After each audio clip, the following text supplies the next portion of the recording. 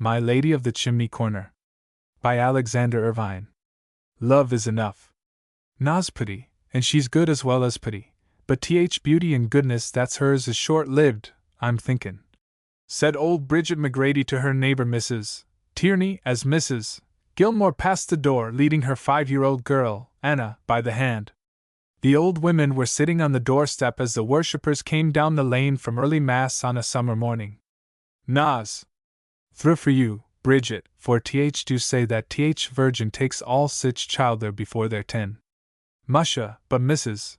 Gilmore'll take on terrible, continued Mrs. Tierney. But will of God must be done. Anna was dressed in a dainty pink dress. A wide blue ribbon kept her wealth of jet black hair in order as it hung down her back, and the squeaking of her little shoes drew attention to the fact that they were new and in the fashion.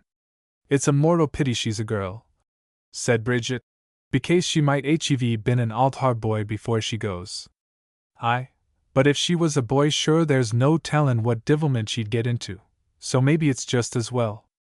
The Gilmores lived on a small farm near Crumlin in County Antrim. They were not considered well-to-do. Neither were they poor. They worked hard and by dint of economy managed to keep their children at school. Anna was a favorite child. Her quiet demeanor and gentle disposition drew to her many considerations denied the rest of the family. She was a favorite in the community. By the old women she was considered too good to live. She took kindly to the house of God. Her teacher said, Anna has a great head for learning. This expression, oft repeated, gave the Gilmores an ambition to prepare Anna for teaching. Despite the schedule arranged for her, she was confirmed in the parish chapel at the age of 10. At 15 she had exhausted the educational facilities of the community and set her heart on institutions of higher learning in the larger cities. While her parents were figuring that way, the boys of the parish were figuring in a different direction. Before Anna was 17, there was scarcely a boy living within miles who had not at one time or another lingered around the gate of the Gilmore garden. Mrs. Gilmore watched Anna carefully. She warned her against the danger of an alliance with a boy of a lower station. The girl was devoted to the church. She knew her book of devotions as few of the older people knew it, and before she was 12 she had read the lives of the saints. None of these things made her an ascetic. She could laugh heartily and had a keen sense of humor. The old women revised their prophecies. They now spoke of her, talking Vale. Some said she would make a good schoolmistress, for she was fond of children. While waiting the completion of arrangements to continue her schooling, she helped her mother with the household work. She spent a good deal of her time, too, in helping the old and disabled of the village. She carried water to them from the village well and tidied up their cottages at least once a week. The village well was the point of departure in many a romance. There the boys and girls met several times a day. Many a boy's first act of chivalry was to take the girl's place under the hoop that kept the cans apart, and carry home the supply of water. Half a century after the incident that played havoc with the dreams and visions of which she was the central figure, Anna said to me, I was fillin' my cans at well. He was standin' there lookin' at me. Would ye mind, says he, if I helped ye? Deed no, not at all, says I. So he filled my cans and then says he, I would give you a nice wee cow if I could carry them home for ye. It's not home I'm goin', says I, but to an owl neighbor who can't carry it herself. So much better for me, says he, and off he walked between the cans.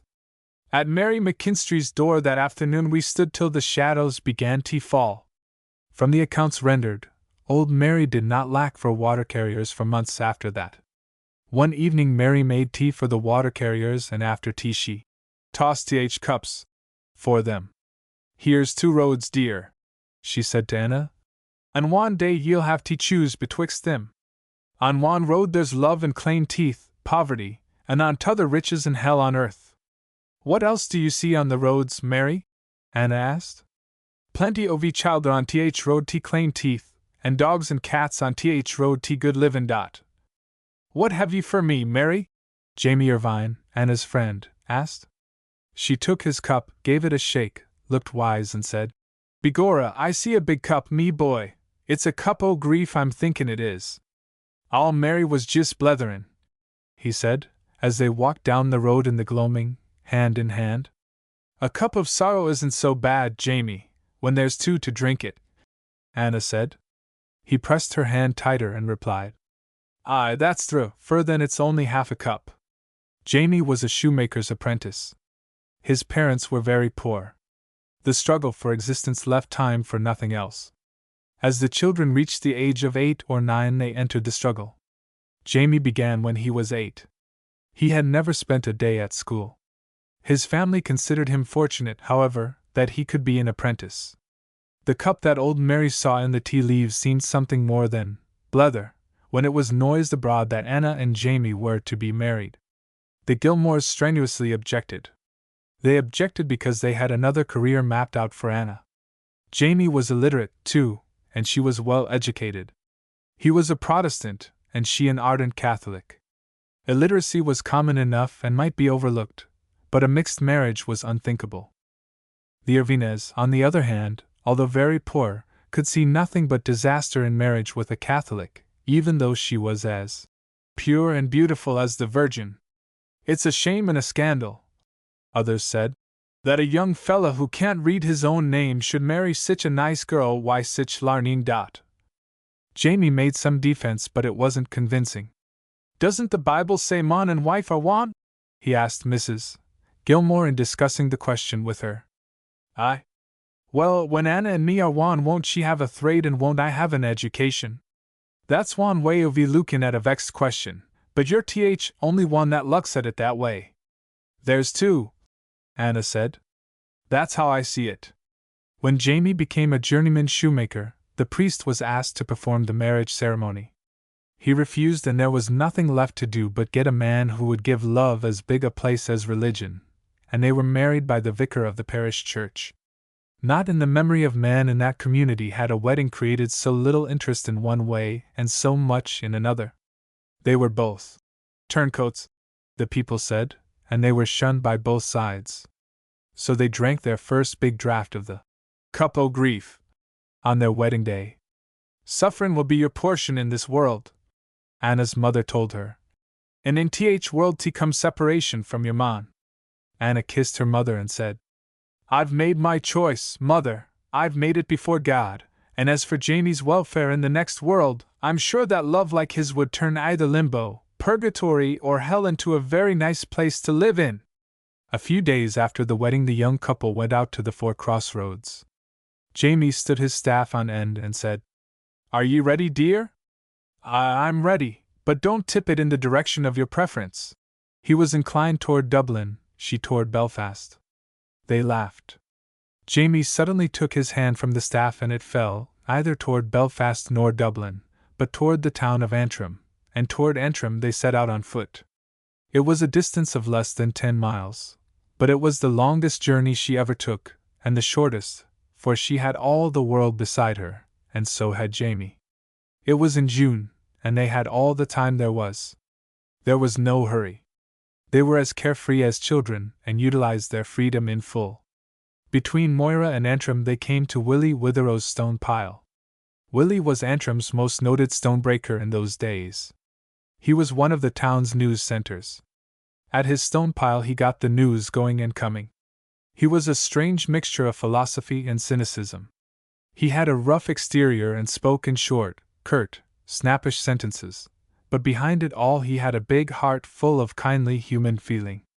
Antrim's a pretty good place for pigs and sich to live in, he told the travelers. Ye see, pigs is neither Fenians nor Orangemen. I get along pretty well myself because I sit on both sides of ETH fence at same time. How do you do it, Mr. Wihiro? Anna asked demurely. Don't call me Mr. Willie said. Only quality calls me Mr. and I don't like it. It doesn't fit an honest stone breaker. The question was repeated and he said, I wear a green ribbon on Patrick's Day and an orange cockade on 12th of July, and if asks why, I tell them to go thl. That's what hero for ye and one of is enough for Antrim. That's why I never married, and that'll save you the trouble of asking me whether I've got a wife or no. What church do ye attend, Willie? Jamie asked. Church is it ye're asking about? Look here, me boy, step over th style. Willie led the way over into the field. Step over here, me girl. Anna followed. A few yards from the hedge there was an anthill. See them ants? Aye. Now if we hero thought them ants hated each other like th men ov anthrim, d'ye know what I'd do? What? I'd pour a kittle ov boilin' wather on them and roast th hides off ivory mother's son ov them. Aye, that's what I'd do, sure as guns iron. That would be a sure and speedy cure, Anna said, smiling. What's this world but an anthill? He asked. Just a big anthill and we're aunts begorra and uncles, but instead of workin' like these we fellas do, help each other and shoulder each other's burdens, and build up th town, and forage for fodder, begobs we cut each other's throats over th color ov ribbon or th kind ov a church we attend. Ugh, what balderdash! The stonebreaker dropped on his knees beside the anthill and eyed the maneuvering of the ants. Look here, he said. They looked in the direction of his pointed finger, and observed an ant dragging a dead fly over the hill. Just watch that wee fella! They watched. The ant had a big job, but it pulled and pushed the big awkward carcass over the side of the hill. A second ant came along, sized up the situation, and took a hand. Ha ha! He chortled. That's th ticket, now keep yez eye on him. The ants dragged the fly over the top of the hill and stuffed it down a hole. Now, said Whithero, if a fella in Antrim wanted to haunt th other fella would say, where d'ye hing your hat up on Sunday, or some other sich fool question. He would that. Now mind ye, I'm not huffed at th churches, ate her orange or green, or th preachers ate her, though pon sow ivory time I luck at one o' them I think of God as a first-class journeyman tailor. But I get more good switherin' over an anthill than when one o' them we preachers teach our YT make me feel as miserable as th divil. There's somethin' in that, Jamie said. Aye, ye can bait a pair OVL boots there is. What will th ants do th fly? Jamie asked. Huh! He grunted with an air of authority. They'll have rump steaks for tay and fly broth for breakfast th mora. Th don't need preachers down there, do th, Willie? Don't need them up here, he said. There's signboards t point th way that everybody knows as well as th knows on his face. Goodbye, Anna said, as they prepared to leave. Goodbye, and God save you both kindly, were Willie's parting words. He adjusted the wire protectors to his eyes and the sojourners went on down the road. They found a mossy bank and unpacked their dinner. Queer, isn't he? Jamie said. He has more sense than any of our people. That's no compliment to Whithero, Anna, but I was just thinking about our case. We've got to decide something and we might as well decide it here as anywhere. About religion, Jamie? I've decided. When? At the anthill. Ye can't be Whithero? No, dear, Willie sees only half th world. There's love in it that's bigger than color of ribbon or creed of church. We've proven that, Jamie, haven't we? But what have ye decided? That love is bigger than religion. That two things are sure. One is love of God. He loves all his children and gets huffed at none.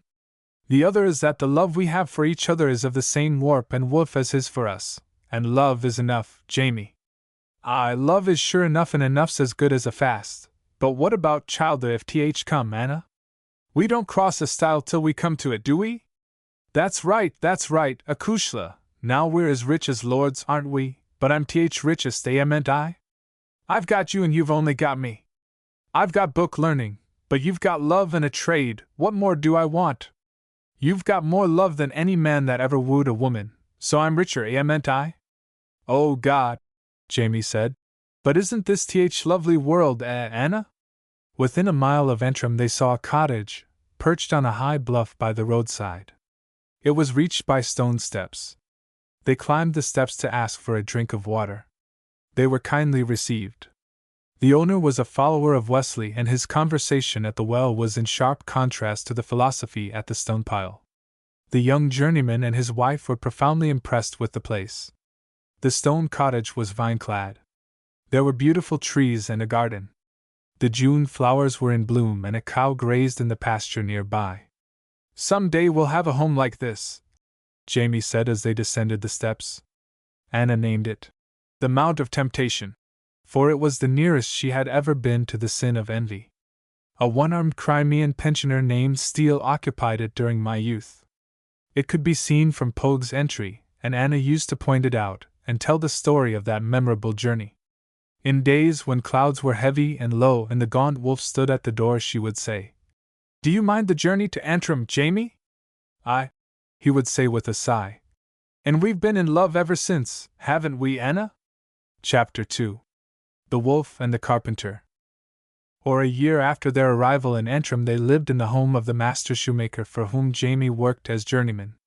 It was a great hardship, for there was no privacy, and their daily walk and conversation, in front of strangers, was of the yeah, and nay order.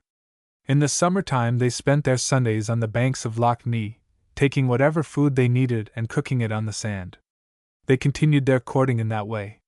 They watched the waterfowl on the great wide marsh, they waded in the water and played as children play. In more serious moods she read to him Moore's poems, and went over the later lessons of her school life.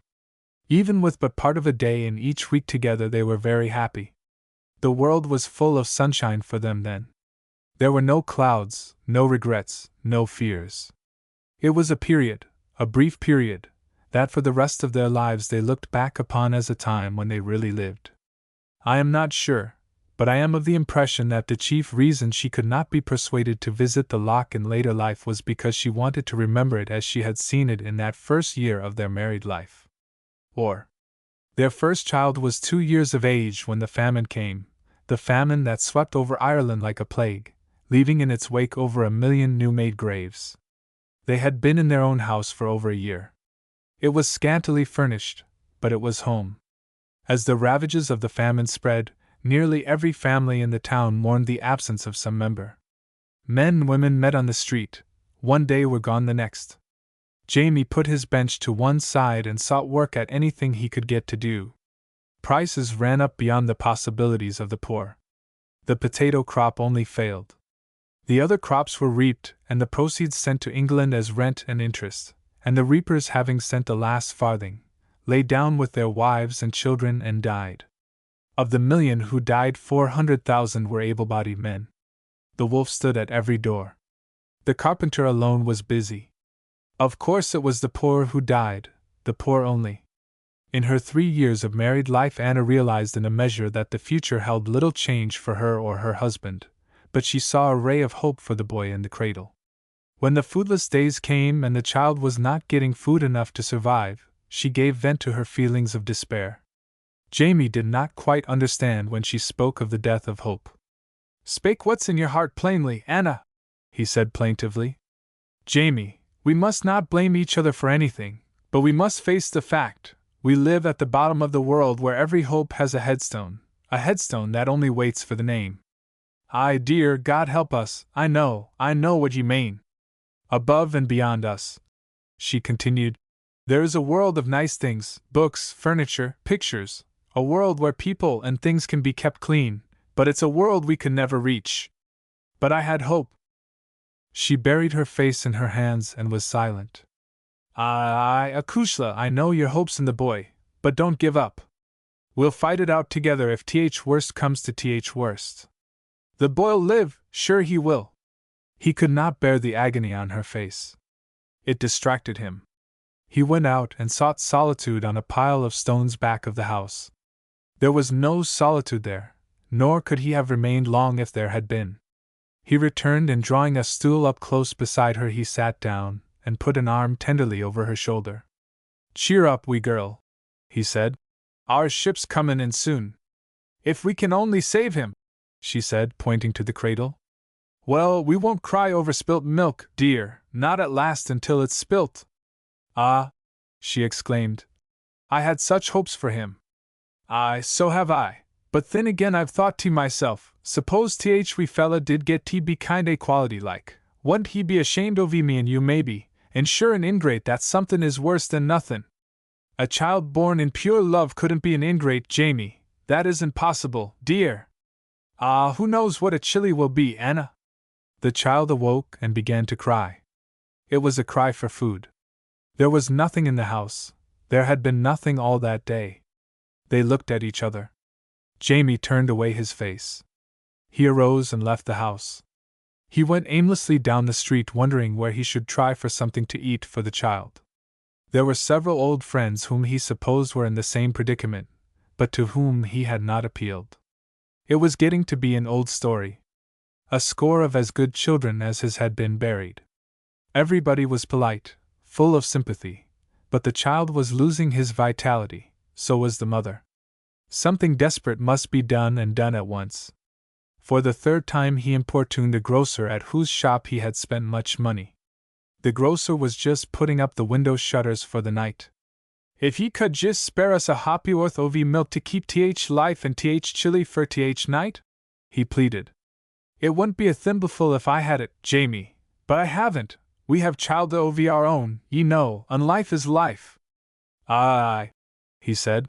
I know," and shuffled out again. Back to the house he went. He lifted the latch gently and tiptoed in. Anna was rocking the child to sleep. He went softly to the table and took up a tin can and turned again toward the door. Anna divined his stealthy movement. She was beside him in an instant. "Where are you going, Jamie?" He hesitated. She forced an answer. "Jamie," she said in a tone new to her, "there's been nothing but truth and love between us. I must know. I'm going out why that can to get something fur that chili, Anna, if I have to swing for it. That's what's in my mind, and God help me. God help us both," she said. He moved toward the street. She planted herself between him and the door. "No, we must stand together. They'll put you in jail, and then the child and I will die anyway. Let's wait another day." They sat down together in the corner. It was dark now, and they had no candle. The last handful of turf was on the fire. They watched the sparks play and the fitful spurts of flame light up for an instant at a time the darkened home. It was a picture of despair, the first of a long series that ran down the years with them. They sat in silence for a long time. Then they whispered to each other with many a break the words they had spoken in what now seemed to them the long ago. The fire died out. They retired, but not to sleep. They were too hungry. There was an insatiable gnawing at their vitals that made sleep impossible. It was like a cancer with excruciating pain added. Sheer exhaustion only stilled the cries of the starving child.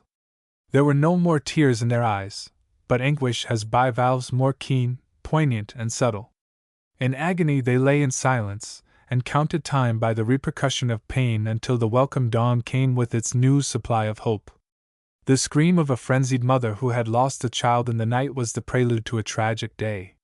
Anna dressed quickly and in a few minutes stood by the side of the woman. There was nothing to say. Nothing to do.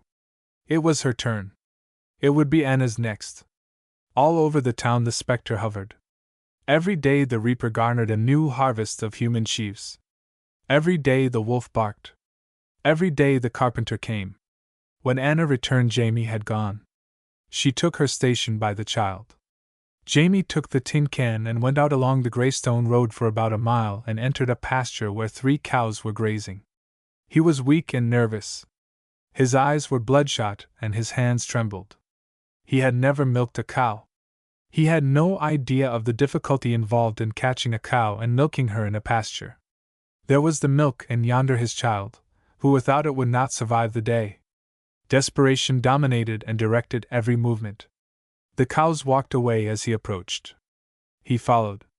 He drove them into a corner of the field and managed to get his hand on one. He tried to pet her, but the jingling of the can frightened her, and off they went, all of them, on a fast trot along the side of the field. He became cautious as he cornered them a second time. This time he succeeded in reaching an udder. He got a tit in his hand. He lowered himself to his haunches and proceeded to tug vigorously. His hand was waxy and stuck as if glued to the flesh. Before there was any sign of milk, the cow gave him a swift kick that sent him flat on his back. By the time he pulled himself together again, the cows were galloping to the other end of the pasture. "God!" he muttered as he mopped the sweat from his face with his sleeve. "If ye've got any pity or kindly feelin', give me a sup o' that milk for chili. Come on! His legs trembled so that he could scarcely stand again. He approached. The cows eyed him with sullen concern. They were thoroughly scared now, and he couldn't get near enough to lay a hand on any of them. He stood in despair, trembling from head to foot. He realized that what he would do he must do quickly. The morning had swift wings, it was flying away. Someone would be out for the cows ere long, and his last chance would be gone. He dropped the can and ran to the farmhouse. There was a stackyard in the rear. He entered and took a rope from a stack.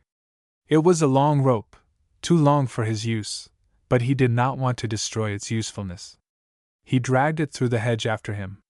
This time, with care and caution, he got near enough to throw the rope over the horns of a cow. Leading her to a fence, he tied her to it and began again. It came slowly. His strength was almost gone.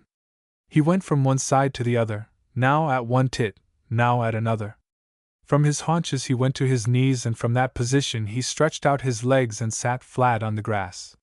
He no sooner had a good position than the cow would change hers. She trampled on his legs and swerved from side to side, but he held on. It was a life and death struggle. The little milk at the bottom of the can gave him strength and courage. As he literally pulled it out of her, his strength increased. When the can was half full, he turned the cow loose and made for the gap in the hedge. Within a yard of it, he heard the loud report of a gun, and the can dropped to the ground. The ball had plowed through both lugs of the can, disconnecting the wire handle. Not much of the milk was lost.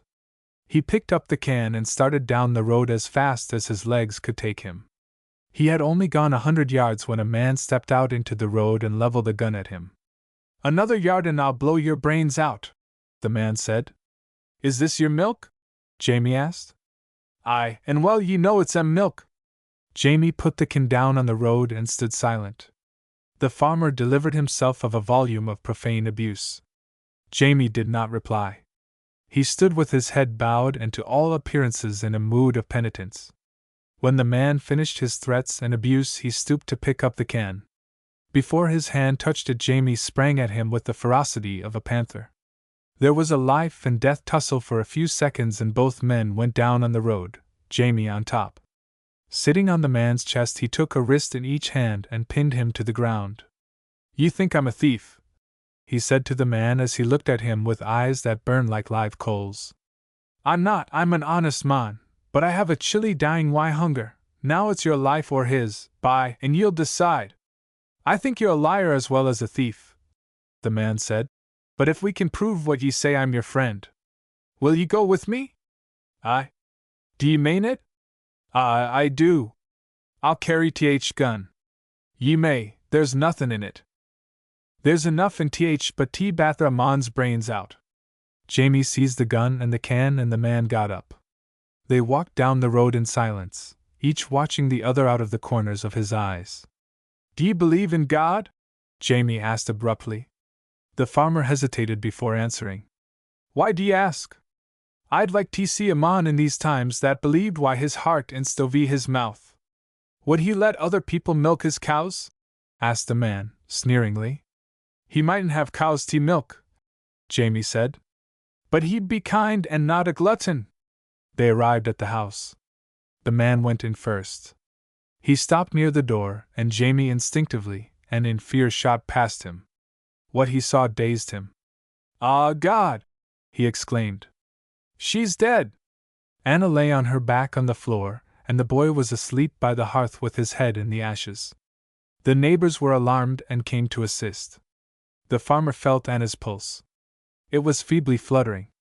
"She's not dead," he said. "Get some cold water quickly."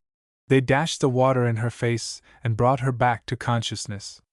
When she looked around, she said, "Who's this kind man come in to help, Jamie?" "He's a farmer," Jamie said, "and he's brought ye a pint o' nice fresh milk." The man had filled a cup with milk and put it to Anna's lips. She refused. "He's dying," she said, pointing to the boy, who lay limp on the lap of a neighbor. The child was drowsy and listless. They gave him the cup of milk. He had scarcely enough strength to drink. Anna drank what was left, which was very little. "God bless you," Anna said as she held out her hand to the farmer. God save you kindly, he answered as he took her hand and bowed his head. I've a wife and wains myself, he continued, but we're not as bad off on a farm. Turning to Jamie, he said, You're a Protestant. Aye. And I'm a Fenian, but we're in face of bigger things. He extended his hand. Jamie clasped it. The men looked into each other's faces and understood. That night in the dusk, the Fenian farmer brought a sack of potatoes and a quart of fresh milk, and the spark of life was prolonged. Chapter 3. Rehearsing for the show. Amin not only carried off 1,000,000 of the living, but it claimed also the unborn. Anna's second child was born a few months after the siege was broken, but the child had been starved in its mother's womb and lived only 3 months. There was no wake. Wakes are for older people. There were no candles to burn, no extra sheet to put over the old dresser, and no clock to stop at the moment of death. Amin. The little wasted thing lay in its undressed pine coffin on the table, and the neighbors came in and had a look. Custom said it should be kept the allotted time, and the tyrant was obeyed. A dozen of those to whom a wake was a means of change and recreation came late and planted themselves for the night. Ye didn't have a hard time second, did ye, Anna? Asked Mrs. Mulholland. No, Anna said quietly. Hard times played divil Wyatt before it was born, I'll be bound, said a second. A third averred that the child was the very spit out of its father's mouth. Ghost stories, stories of the famine, of hard luck, of hunger, of pain, and the 1,001 aspects of social and personal sorrow had the changes rung on them. Anna sat in the corner. She had to listen, she had to answer when directly addressed, and the prevailing idea of politeness made her the center of every story and the object of every moral. The refreshments were all distributed, and diplomatically the mourners were informed that there was nothing more. Nevertheless, they stayed on and on. Nerve-racked and unstrung, Anna staggered to her feet and took Jamie to the door. I'll go mad, dear, if I have to stand it all night. They dared not be discourteous. A reputation for heartlessness would have followed Anna to the grave if she had gone to bed while the dead child lay there. Whithero had been at old William Farron's wake and was going home when he saw Anna and Jamie at the door. They explained the situation. Take a danther down toward church, he said, and then come back. Willie entered the house in an apparently breathless condition. You're talking it pretty acy here, he said. When Jowlahaney's killin' his wife and wreckin' house. In about 2 minutes he was alone. He put a coal in his pipe and smoked for a minute. Then he went over to the little coffin. He took his pipe out of his mouth, laid it on the mantelshelf, and returned. The little hands were folded. He unclasped them, took one of them in his rough, calloused palm. Poor wee thing, he said in an undertone. Poor wee thing. He put the hands as he found them. Still looking at the little baby face, he added, Hago, it's bad, pretty bad, but it's worse where there isn't even a dead one. When Anna returned, she lay down on her bed, dressed as she was, and Jamie and Whithero kept the vigil, with the door barred. Next morning at the earliest respectable hour, Whithero carried the little coffin under his arm, and Jamie walked beside him to the graveyard. During the 15 years that followed the burial of the famined child, they buried 3 others and saved 3, 4 living and 4 dead. I was the 9th child. Anna gave me a Greek name which means helper of men. Shortly after my arrival in Scott's Entry, they moved to Pogue's Entry. The stone cabin was thatch-covered and measured about 12 by 16 feet. The space comprised 3 apartments. 1, a bedroom. Over the bedroom and beneath the thatch a little loft that served as a bedroom to those of climbing age. The rest of it was workshop, dining room, sitting room, parlor, and general community news center. The old folks slept in a bed, the rest of us slept on the floor and beneath the thatch. Between the bedroom door and the open fireplace was the chimney corner. Near the door stood an old pine table and some dressers. They stood against the wall and were filled with crockery. We never owned a chair. There were several pine stools, a few creepies, small stools, and a long bench that ran along the bedroom wall, from the chimney corner to the bedroom door. The mud floor never had the luxury of a covering, nor did a picture ever adorn the bare walls. When the floor needed patching, Jamie went to somebody's garden, brought a shovelful of earth, mixed it, and filled the holes. The stools and creepies were scrubbed once a week, the table once a day. I could draw an outline of that old table now and accurately mark every dent and crack in it. I do not know where it came from, but each of us had a hope that one day we should possess a pig. We built around the hope a sty and placed it against the end of the cabin. The pig never turned up, but the hope lived there throughout a generation. We owned a goat once. In 3 months it reduced the smooth, kindly feeling in Pogue's entry to the point of total eclipse. We sold it and spent a year in winning back old friends. We had a garden. It measured 36 by 16 inches, and was just outside the front window. At one end was a small currant bush, and in the rest of the space Anna grew an annual crop of nasturtiums. Once we were prosperous. That was when 2 older brothers worked with my father at shoemaking. I remember them, on winter nights, sitting around the big candlestick, one of the 3 always singing folk songs as he worked. As they worked near the window, Anna sat in her corner and by the light of a candle in her little sconce made waxed ends for the men. I browsed among the lasts, clipping, cutting and scratching old leather parings and dreaming of the wonderful days beyond when I too could make a boot and sing Black-Eyed Susan. Then the news came, news of a revolution. They're making boots by machinery now, Anna said one day. It's doting ye are, Anna, Jamie replied. She read the account. How could a machine make a boot, Anna? He asked in bewilderment. I don't know, dear. Barney McQuillan was the village authority on such things. When he told Jamie, he looked aghast and said, How queer! Then makers became menders, shoemakers became cobblers. There was something of magic and romance in the news that a machine could turn out as much work as 25 men, but when my brothers moved away to other parts of the world to find work, the romance was rubbed off. Maybe we can get a machine? Jamie said. Aye, but sure you'd have to get a factory to put it in. Is that so? Aye, and we find it hard enough to pay for what we're in now. Barney McQuillan was the master shoemaker in our town who was best able to readjust himself to changed conditions. He became a master cobbler, and doled out what he took in to men like Jamie. He kept a dozen men at work, making a little off each, just as the owner of the machine did in the factory. In each case the need of skill vanished, and the power of capital advanced. Jamie dumbly took what was left, cobbling for Barney. To Anna the whole thing meant merely the death of a few more hopes. For over 20 years she had fought a good fight, a fight in which she played a losing part, though she was never wholly defeated. Her first fight was against slang and slovenly speech. She started early in their married life to correct Jamie. He tried hard and often, but he found it difficult to speak one language to his wife and another to his customers. From the lips of Anna, it sounded all right, but the same pronunciation by Jamie seemed affected and his customers gaped at him. Then she directed her efforts anew to the children. One after another she corrected their grammar and pronunciation, corrected them every day and every hour of the day that they were in her presence. Here again she was doomed to failure. The children lived on the street and spoke its language. It seemed a hopeless task. She never whined over it. She was too busy cleaning, cooking, sewing and at odd times helping Jamie, but night after night for nearly a generation she took stock of a life's effort and each milestone on the way spelled failure. She could see no light, not a glimmer.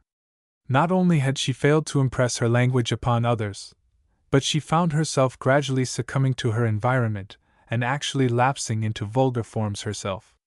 There was a larger and more vital conflict than the one she had lost. It was the fight against dirt. In such small quarters, with so many children and such activity and work, she fought against great odds. Bathing facilities were almost impossible. Water had to be brought from the town well, except what fell on the roof, and that was saved for washing clothes. Whatever bathing there was done in the tub in which Jamie steeped his leather. We children were suspicious that when Jamie bathed, Anna had a hand in it. They had a joke between them that could only be explained on that basis. She called it grooming the elephant. Just wait, boy, she would say in a spirit of kindly banter. till the elephant has to be groomed, and I'll bring ye down a peg or two. There was a difference of opinion among them as to the training of children. No chilly ever thrived on soft words, he said. A wet welt is better. Aye, your wet welt stings flesh, Jamie, but it niver gets at a chilly's mind. Through for you, but who can get at a chilly's mind? One day I was chased into the house by a bigger boy. I had found a farthing. He said it was his. The money was handed over and the boy left with his tongue in his cheek. I was ordered to strip. When ready he laid me across his knee and applied the wet welt. An hour later it was discovered that a week had elapsed between the losing and finding of the farthing. No sane person would believe that a farthing could lie for a whole week on the streets of Antrim. Well, he said, ye need a warmin' like that every day, and ye had noun yesterday, did ye? On another occasion I found a ball, one that had never been lost. A boy, hoping to get me in front of my father, claimed the ball. My mother on this occasion sat in judgment. Where did you get the ball? She asked the boy. He couldn't remember. She probed for the truth, but neither of us would give in. When all efforts failed, she cut the ball in half and gave each a piece. Next time I'll tell your da, the boy said when he got outside. He makes you squeal like a pig. When times were good, when work and wages got a little ahead of hunger, which was seldom, Anna baked her own bread. 3 kinds of bread she baked. Soda, common flour bread, never in the shape of a loaf, but bread that lay flat on the griddle, purda oaten, made of flour and oatmeal, and fadge, potato bread. She always sung while baking, and she sang the most melancholy and plaintive airs. As she baked and sang I stood beside her on a creepy watching the process and awaiting the end, for at the close of each batch of bread I always had my durac, an extra piece. When hunger got ahead of wages the family bread was bought at Sam Johnson's bakery. The journey to Sam's was full of temptation to me. Hungry and with a vested interest in the loaf on my arm, I was not over punctilious in details of the moral law. Anna pointed out the opportunities of such a journey. It was a chance to try my mettle with the arch tempter. It was a mental gymnasium in which moral muscle got strength. There wasn't in all Ireland a mile of highways so well paved with good intentions. I used to start out, well keyed up morally and humming over and over the order of the day. When, on the home stretch, I had made a dent in Sam's architecture, I would lay the loaf down on the table, good side toward my mother. While I was doing that she had read the story of the fall on my face. I could feel her penetrating gaze. So he got ye, did he? I would say in a voice too low to be heard by my father. The order at Sam's was usually a 6-penny loaf, 3 halfpence worth of tea and sugar and half an ounce of tobacco. There were times when Barney had no work for my father, and on such occasions I came home empty-handed. Then Jamie would go out to find work as a day laborer. Periods like these were glossed over by Anna's humor and wit. As they sat around the table, eating stirabout, without milk, or bread without tea, Jamie would grunt and complain. Aye, faith, Anna would say. It's pretty bad, but it's worse where there's none at all. When the wolf lingered long at the door I went foraging as forages a hungry dog, and in the same places. Around the hovels of the poor where dogs have clean teeth a boy has little chance.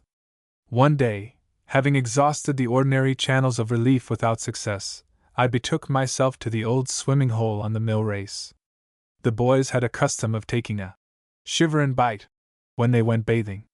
It was on a Sunday afternoon in July, and quite a crowd sat around the hole. I neither needed nor wanted a bath, I wanted a bite. No one offered a share of his crust. A big boy named Healy was telling of his prowess as a fighter. I'll fight you for a penny, said I. Where's your penny? Said Healy. I'll get it Mora.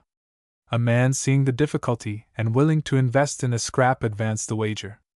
I was utterly outclassed and beaten. Peeling my clothes off I went into the race for a swim, and to wash the blood off. When I came out Healy had hidden my trousers. I searched for hours in vain. The man who paid the wager gave me an extra penny, and I went home holding my jacket in front of my legs. The penny saved me from a warming. But Anna, feeling that some extra discipline was necessary, made me a pair of trousers out of an old potato sack. "That's sackcloth, dear," she said, "and ye can ate her sit in th ashes in them, or wear them in earning another pair. Hold fast to your penny." In this penitential outfit I had to sell my papers. Every fiber of my being tingled with shame and humiliation. I didn't complain of the penance, but I swore vengeance on Healy. She worked the desire for vengeance out of my system in her chimney corner by reading to me often enough, so that I memorized the 53rd chapter of Isaiah. Miss McGee, the postmistress, gave me 6 pence for the accomplishment, and that went toward a new pair of trousers. Concerning Healy, Anna said, "Bait him with a better brain, dear." Despite my fistic encounters, my dents in the family loaves, my shinny, my marbles, and the various signs of total or at least partial depravity, Anna clung to the hope that out of this thing might finally come what she was looking, praying, and hoping for. An item on the credit side of my ledger was that I was born in a caul, a thin, filmy veil that covered me at birth. Of her 12, I was the only one born in luck. In a little purse she kept the caul, and on special occasions she would exhibit it and enumerate the benefits and privileges that went with it.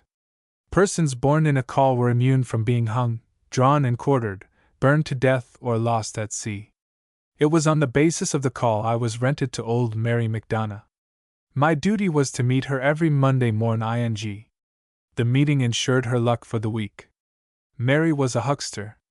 She carried her shop on her arm, a wicker basket in which she had thread, needles, ribbons, and other things which she sold to the farmers and folks away from the shopping center. No one is lucky while barefooted. Having no shoes, I clattered down Sandy Somerville's entry in my father's. At the first clatter, she came out, basket on arm, and said, "Mora, boy, God's blessin' on ye." "Mora, Mary, and good luck to ye," was my answer. I used to express my wonder that I couldn't turn this luck of a dead-sure variety into a pair of shoes for myself. Anna said, "Your luck, dear, isn't in what ye can get, but in what ye can give." When Antrim opened its first flower show, I was a boy of all work at old Mrs. Shen's. The gardener was pleased with my work and gave me a hothouse plant to put in competition. I carried it home proudly and laid it down beside her in the chimney corner. "The gardener says it'll bait th brains out on any geranium in the show," I said. "Throth it will that, dear," she said. "But sure ye couldn't take a prize for it." "Why?" I growled. "Ah, honey, sure everybody would know that ye didn't grow it, forby they know that th smoke in here would kill it in a few days." I sulked and protested. "That's a nice way to throw cowld water on th chili," Jamie said. "Why don't you let him go on and take his chances at the show?" A pained look overspread her features. It was as if he had struck her with his fist. Her eyes filled with tears, and she said huskily, "The whole world's a show, Jamie, and this is the only place the wee fella has to rehearse in." I sat down beside her and laid my head in her lap. She stroked it in silence for a minute or two. I couldn't quite see, however, how I could miss that show. She saw that after all I was determined to enter the lists. She offered to put a card on it for me so that they would know the name of the owner. This is what she wrote on the card: "This plant is lent for decorative purposes." That night there was an unusual atmosphere in her corner. She had a newly tallied cap on her head and her little Sunday shawl over her shoulders. Her candle was burning and the hearthstones had an extra coat of whitewash. She drew me up close beside her and told me a story. "Once, a long, long time ago, God, feelin' tired, went to sleep and had a nice wee nap on his throne. His head was in his hands and a wee white cloud came down and covered him up. Pretty soon he wakes up and says he, 'Where's Michael?' 'Here I am, Father,' said Michael. 'Michael, me boy,' says God, 'I want a chariot and a charioteer.'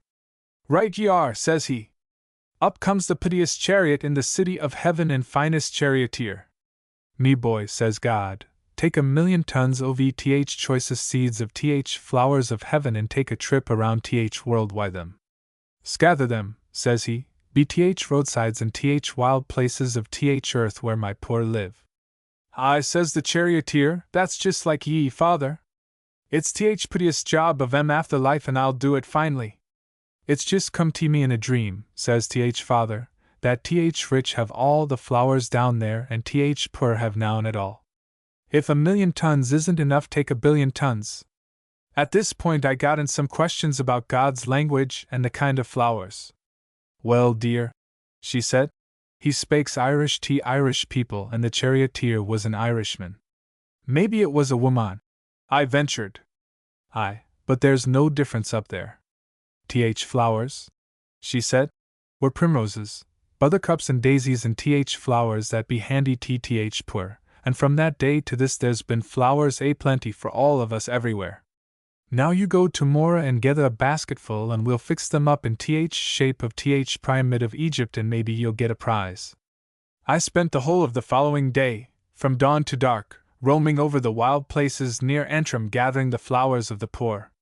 My mother arranged them in a novel bouquet, a bouquet of wild flowers, the base of it yellow primroses, the apex of pink shepherd's sundials, and between the base and the apex one of the greatest variety of wild flowers ever gotten together in that part of the world. It created a sensation and took first prize. At the close of the exhibition, Mrs. James Shen distributed the prizes. When my name was called I went forward slowly, blushing in my rags, and received a 24-piece set of china. It gave me a fit.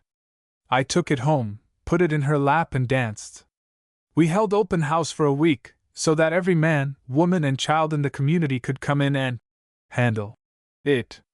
We heroes said we ought to save up and build a house to keep it in. She thought that a propitious time to explain the inscription she put on the card. Ah, thin, I said, sure it's through what ye always say. What's that, dear? It's nice to be nice. Chapter 4. Sunday in Pogue's entry. Amy and Anna kept the Sabbath. It was a habit with them, and the children got it, one after another, as they came along. When the town clock struck 12 on Saturday night, the week's work was done. The customers were given fair warning that at the hour of midnight the bench would be put away until Monday morning. There was nothing theological about the observance. It was a custom, not a code. Anna looked upon it as an over-punctilious notion. More than once she was heard to say, "The Sabbath was made for Mon, Jamie, and not Mon for th Sabbath." His answer had brevity and point. "I don't care a damn what it was made for, Anna, I'll quit at 12. And he quit. Amy. Sometimes Anna would take an unfinished job and finish it herself. There were things in cobbling she could do as well as Jamie.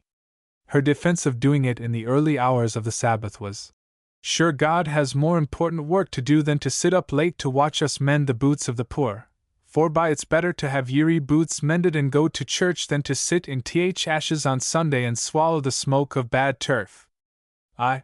Jamie would say, "It's just wonderful what we can do if we have th right kind of a conscience."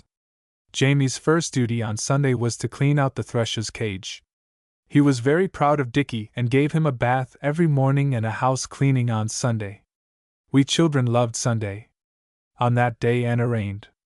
She wore her little shawl over her shoulders and her hair was enclosed in a newly tallied white cap. She smoked little, but on Sundays after dinner she always had her draw with Jamie.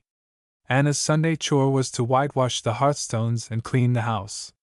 When the table was laid for Sunday breakfast and the kettle hung on the chain singing and Anna was in her glory of white linen, the children were supremely happy. In their wildest dreams there was nothing quite as beautiful as that. Whatever hunger, disappointment, or petty quarrel happened during the week, it was forgotten on Sunday. It was a day of supreme peace. Sunday breakfast was what she called a puttabee, something light to tide them over until dinner time. Dinner was the big meal of the week. At every meal I sat beside my mother. If we had stirabout, I was favored, but not enough to arouse jealousy. I scraped the pot. If it was tea, I got a few bits of the crust of Anna's bread. We called it scroof. About 10 o'clock the preparations for the big dinner began. We had meat once a week. At least it was the plan to have it so often. Of course there were times when the plan didn't work, but when it did, Sunday was meat day. The word meat was never used. It was kitchen or beef. Both words meant the same thing, and bacon might be meant by either of them. In 9 cases out of 10, Sunday, kitchen, was a cow's head, a calf's head and pluck, a pair of cow's feet, a few sheep's trotters, or a quart of sheep's blood. Sometimes it was the entrails of a pig. Only when there was no money for kitchen did we have blood. It was at first fried and then made part of the broth. The broth pot on Sunday was the center.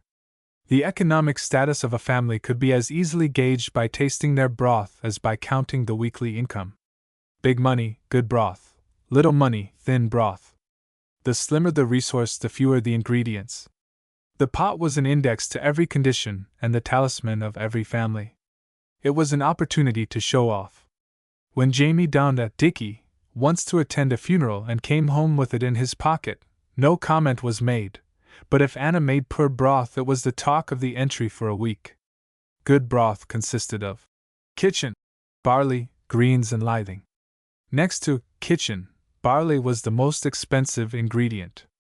Folks in Pogue's entry didn't always have it, but there were a number of cheap substitutes, such as hard peas or horse beans.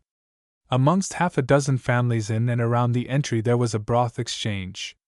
Each family made a few extra quarts and exchanged them. They were distributed in quart tin cans. Each can was emptied, washed, refilled, and returned. Anne O'Hare, the chimney sweep's wife, was usually first on hand. She had the unenviable reputation of being the dirtiest crather in the community.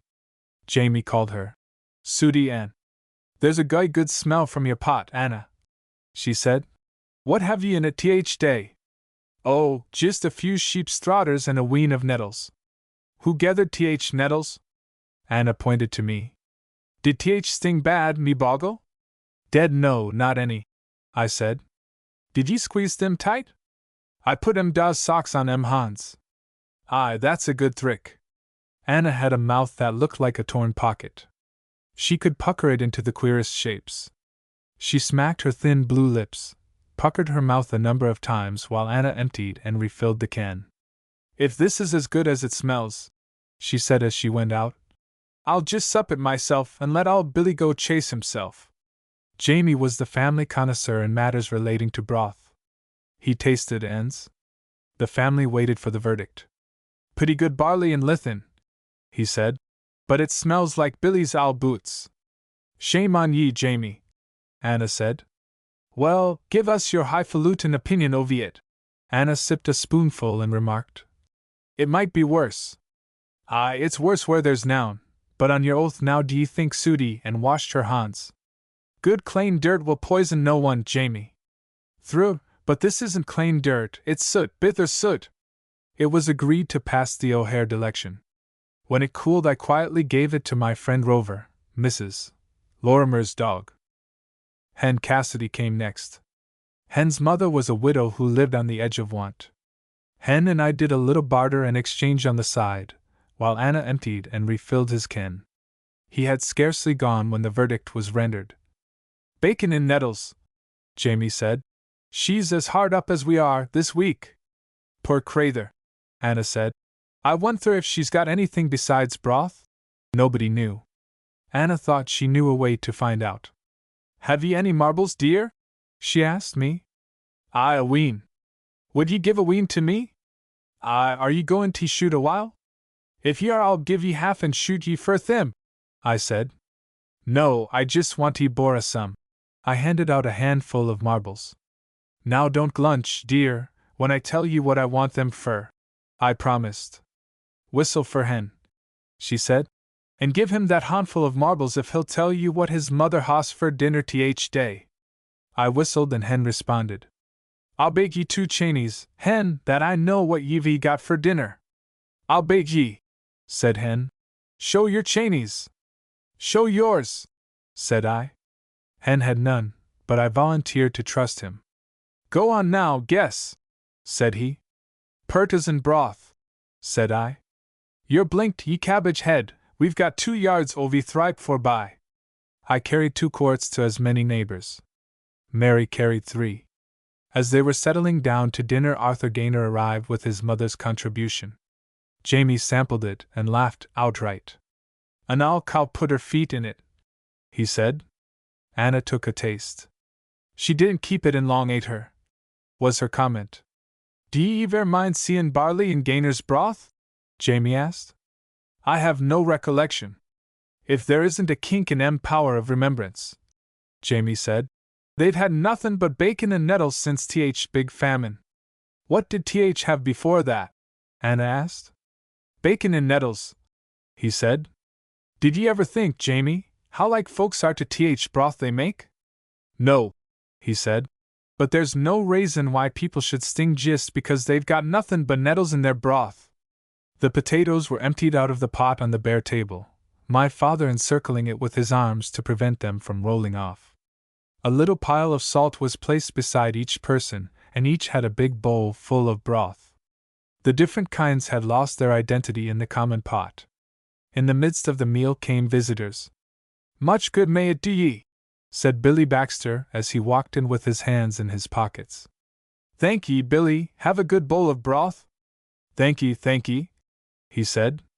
"I don't mind a good bowl of broth, Anna, but I'd prefer a bowl, just a bowl of good broth."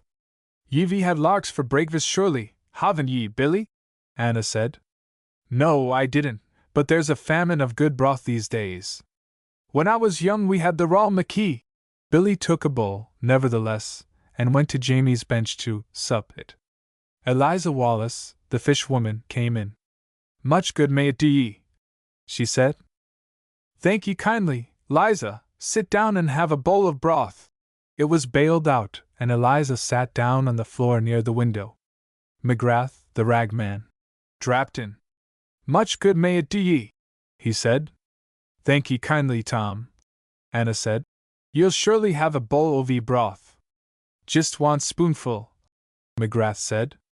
I emptied my bowl at a nod from Anna, rinsed it out at the tub, and filled it with broth. McGrath sat on the doorstep. After the dinner, Anna read a story from the weekly budget, and the family and guests sat around and listened. Then came the weekly function, over which there invariably arose an altercation amongst the children. It was the Sunday visit of the Methodist tract distributor, Miss Clark. It was not an unmixed dread, for sometimes she brought a good story and the family enjoyed it. The usual row took place as to who should go to the door and return the tract. It was finally decided that I should face the ordeal. My preparation was to wash my feet, rake my hair into order and soap it down, cover up a few holes and await the gentle knock on the doorpost. It came and I bounded to the door, tract in hand. "Good afternoon," she began. "Did your mother read the tract this week?" "E's M.M. and she says it's fine." "Do you remember the name of it?" "Get your own cherries," said I. "B.U.Y." came the correction in clear tones from behind the partition. "Buy your own cherries, it is M.M." "That's better," the lady said. "Some people get cherries, other people buy them. I never bought any. I knew every wild cherry tree within 20 miles of Antrim." The lady saw an opening and went in. "Did you ever get caught?" she asked. I hung my head. Then followed a brief lecture on private property, brief, for it was cut short by Anna, who, without any apology or introduction, said as she confronted the slum evangel, "Is God our Father?" "Yes, indeed," the lady answered. "And we are all His childer?" "Assuredly." "Would ye starve your brother, Tom?" "Of course not." "But ye don't mind as much starvation of all your other wee brothers and sisters on streets, do ye?" There was a commotion behind the paper partition. The group stood in breathless silence until the hunger question was put, then they dunched each other and made faces. My father took a handful of my hair, and gave it a good-natured but vigorous tug to prevent an explosion. "Oh, Anna," she said, "you are mistaken. I would starve nobody, and far be it from me to accuse." "Accuse?" said Anna, raising her gentle voice. "Why, Akushla, nobody needs to accuse poor. Guilty need no accuser. We're convicted by being poor, by being born poor and dying poor, aren't we now? With the Lord there is neither rich nor poor, Anna." "Aye, and that's no news to me, but with good folks like you it's different." "No, indeed, I assure you I think that exactly." "Well, now, if it makes no difference, dear, why do ye come down Pogue's entry like a bailiff or a process sarver?" "I didn't, I just hinted." Aye, he hinted in a winks as good as a nod to a blind horse. Now tell me truly and cross your heart, would ye go to Balacraigie door and talk to wee Willie Shen as ye talked to my boy just now? No. No, deed ye wouldn't for wouldn't let ye, but because we've no choice ye come down here like a petty sessions magistrate and make my boy feel like a thief because he goes like a crow and picks a wild cherry or a sloe that would rot on the tree. D'ye know Luke 13:19? The lady opened her Bible, but before she found the passage Anna was reading from her old yellow backless Bible about the birds that lodged in the branches of the trees. Did they pay any rent? She asked as she closed the book. Did foxes have leases for their holes? No. No, indeed, and do ye think he cares less for boys than birds? Oh no. Oh no, and ye know rightly that everything around Entrim is just a domain full o' pheasants and rabbits for them quality to shoot, and we get transported if we get a mail when we're hungry. The lady was tender-hearted and full of sympathy, but she hadn't traveled along the same road as Anna and didn't know. Behind the screen the group was jubilant, but when they saw the sympathy on the tracked woman's face they sobered and looked sad. I must go, she said. And God bless you, Anna. And Anna replied, God bless you kindly, dear. When Anna went behind the screen, Jamie grabbed her and pressed her closely to him. Ye're a match for John Ray any day, ye are that, woman. The kettle was lowered to the burning turf, and there was a round of tea. The children and visitors sat on the floor. Now that ye're in such fine fettle, Anna, Jamie said, just toss cups for us. She took her own cup, gave it a peculiar twist, and placed it mouth down on the saucer. Then she took it up and examined it quizzically. The leaves straggled hieroglyphically over the inside. The group got their heads together and looked with serious faces at the cup. There's a ship comin' across THC, and I see a letter. It's for me, I'll bait, Jamie said. No, dear, it's for me. Take it, Jamie said. It's maybe a dispossess from our savage landlord. She took Jamie's cup. There's a wee bit of a garden a fence around it. Would that be savage givin' us a bit of ground next year to raise purtis? Maybe. Maybe we're goin' to flit, where there's a perch or two YTH house. A low whistle outside attracted my attention and I stole quietly away. It was Sonny Johnson, the baker's son, and he had a little bundle under his arm. We boys were discussing a very serious proposition when Anna appeared on the scene. Mora, Sonny! Mora, Anna! Any day but Sunday he may go, dear, but not day. That was all that was needed. Sonny wanted me to take him bird nesting. He had the price in the bundle. If I give you this now, he said, will ye come some other day for nothin'? Aye. In the bundle was a bap, a diamond-shaped, flat, penny piece of bread. I rejoined the cup-tossers. Another whistle. That's Arthur, Anna said. No shinny day, mind ye. I joined Arthur, and we sat on the wall of Gaynor's pigsty. We hadn't been there long when Chisty McDowell, the superintendent of the Methodist Sunday School, was seen over in Scott's garden rounding up his scholars. We were in his line of vision, and he made for us. We saw him coming and hid in the inner sanctum of the sty. The pig was in the little outer yard. Chisty was a wiry little man of great zeal but little humor. It was his minor talent that came into play on this occasion, however. Come, boys, come, he said. I know you're in there. We've got a beautiful lesson today. We crouched in a corner, still silent. Come, boys, he urged. Don't keep me waiting. The lesson is about the prodigal son. Say something, Arthur, I urged. He did. Why the prodigal son? He said, whereupon the little man jumped the low wall into the outer yard and drove the big, grunting, wallowing sow in on top of us. Our yells could be heard a mile away. We came out and were collared and taken off to Sunday school. When I returned, the cups were all tossed and the visitors had gone, but Willie Whithero had dropped in and was invited to stap for tea. He was our most welcome visitor, and there was but one house where he felt at home. Tay that evening consisted of stir-about, Sonny Johnson's unearned bap and buttermilk. Willie made more noise. Suppin! His stir-about than Jamie did, and I said, Did ye ever hear o' VTH cow that got her foot stuck in a bog, Willie? No, boy, what did she do? She got it out. A stern look from Jamie prevented the application. Tell me, Willie, Anna said, is it true that ye can blink a cow so that she can give no milk at all? It's just a hoax, Anna, some old bitch said it and others cackle it from door to door. I've neither wife nor wane, chick nor chilly, I ate bread over loneliness and keep em own company and just becase I don't blether why gossons think I'm uncanny. Isn't that it, Jamie, eh? Aye, ye're right, Willie, it's queer what bletherin' fools there are in this town. Willie held his full spoon in front of his mouth while he replied. It's you that's the dacent mon, Jamie, deed it is. The crocks are empty, dear, Anna said to me. After to the town while I went for the night's supply of water. When I returned the dishes were washed and on the dresser. The floor was swept and the family were swappin' stories with Wahiro. Sunday was ever the day of broth and romance. Anna made the best broth and told the best stories. No Sunday was complete without a good story. On the doorstep that night she told one of her best. As she finished the church bell tolled the curfew. Then the days of the month were told off. Sammy's arm is guy strong night, Willie said. Aye, Jamie said. And all bells got a fine ring. Chapter 5. His arm is not shortened. Anna had to choose between love and religion, the religion of an institution. She chose love.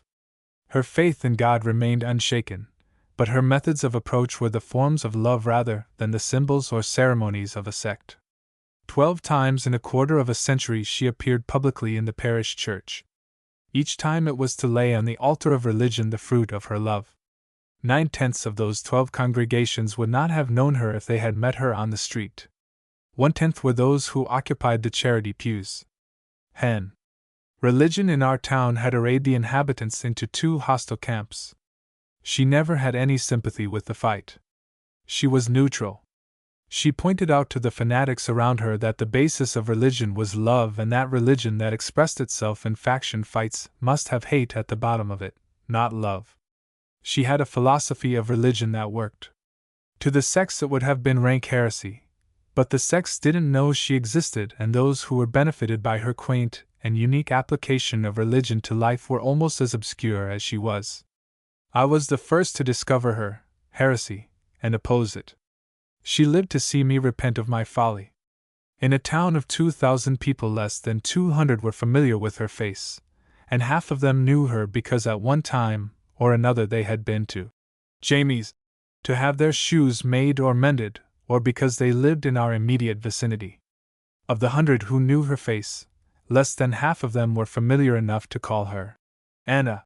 Of all the people who had lived in Antrim as long as she was the least known. No feast or function could budge her out of her corner.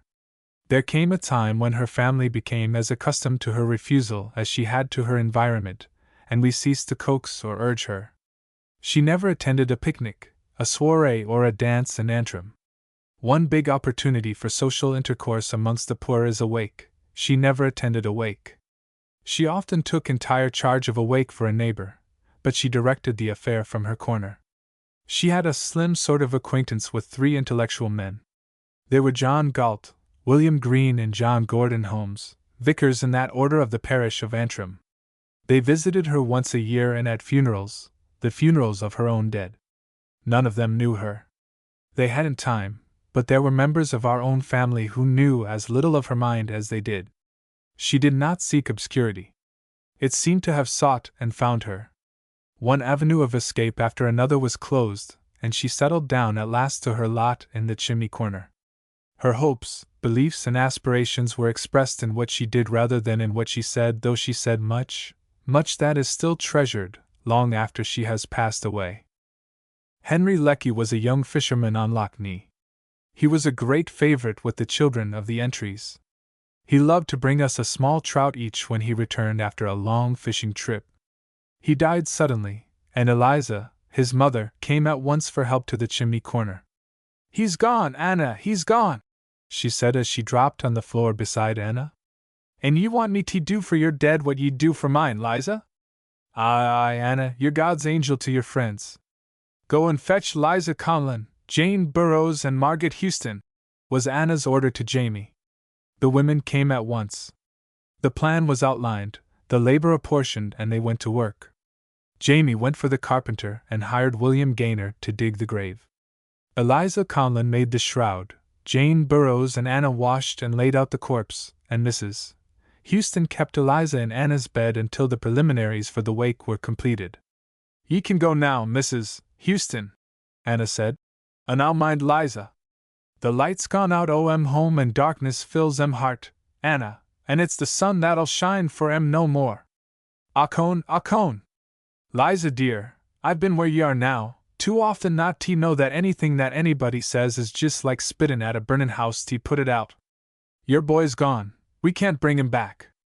Fate's cut your heart in two, and all doctor time and the care of God are about the only sure cures goin' dot. Couldn't the minister help a little if he was here, Anna? If ye think so, I'll get him, Liza. He might put love of God in me. Puttin' love of God in ye isn't like stuffin' your mouth with a purda, Liza.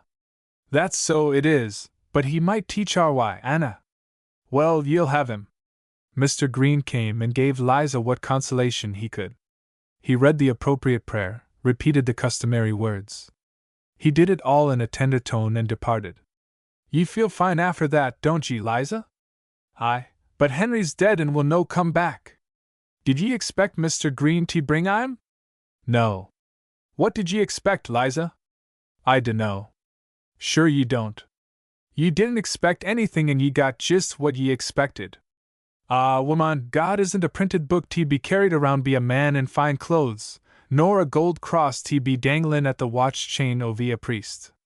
What is he, Anna? You're wiser nor me. Tell a poor crather in trouble, do.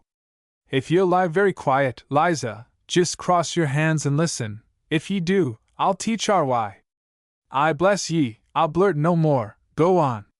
Wee Henry is over there in his shroud, isn't he? Aye, God rest his soul.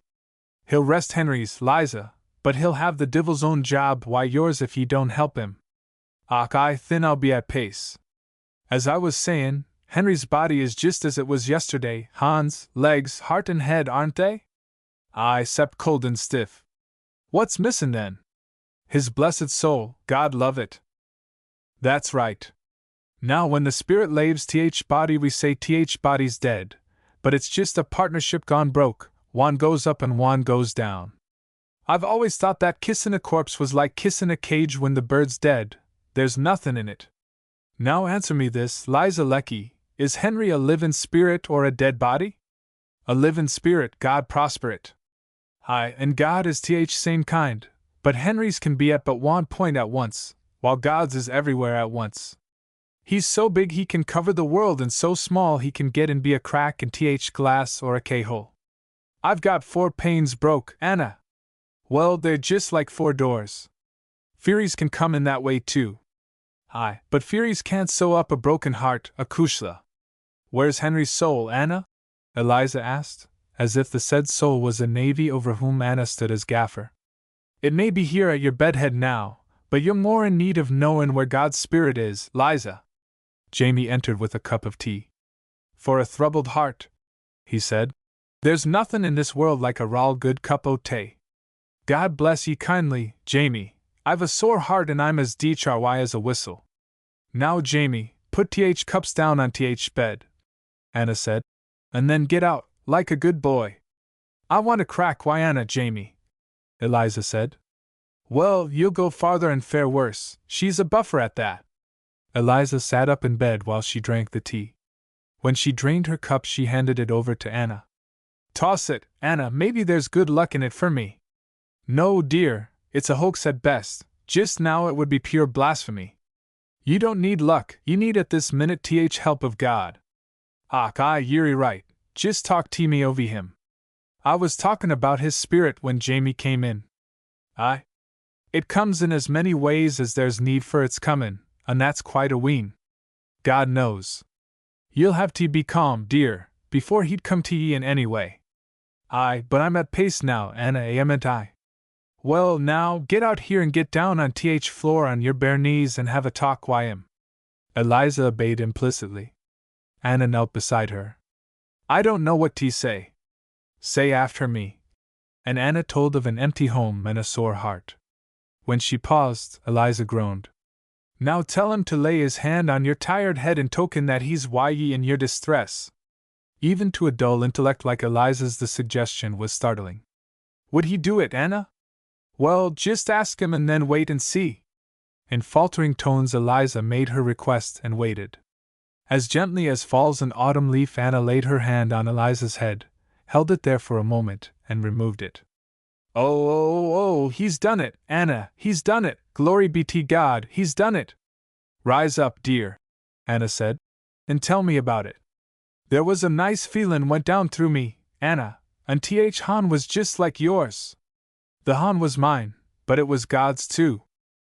Anna wiped her spectacles and took Eliza over close to the window while she read a text of the Bible. Listen, dear, Anna said. God's arm is not shortened. Did you think that an arm could be stretched from beyond clouds to Pogue's entry? No, dear, but God takes a Han wherever he can find it, and just is what he likes Wyatt. Sometimes he takes a bishop's and lays it on a child's head in benediction, then he takes the Han of a doctor to relieve pain, Han of a mother to guide her chilly, and sometimes he takes Han of an aul crather like me to give a bit comfort to a neighbor. But they're all Hans touched be his spirit, and his spirit is everywhere lookin' for Hans to use. Eliza looked at her open-mouthed for a moment. Tell me, Anna, she said, as she put her hands on her shoulders. Was Han that brode home trouts for child the God's Han too? Aye, 'deed it was. Oh, glory be to God, then I'm at pace, isn't it grand to think on, isn't it now? Eliza Conlon abruptly terminated the conversation by announcing that all was ready for the wake. Ah, but it's the pretty corpse he is, she said. Looks just like life.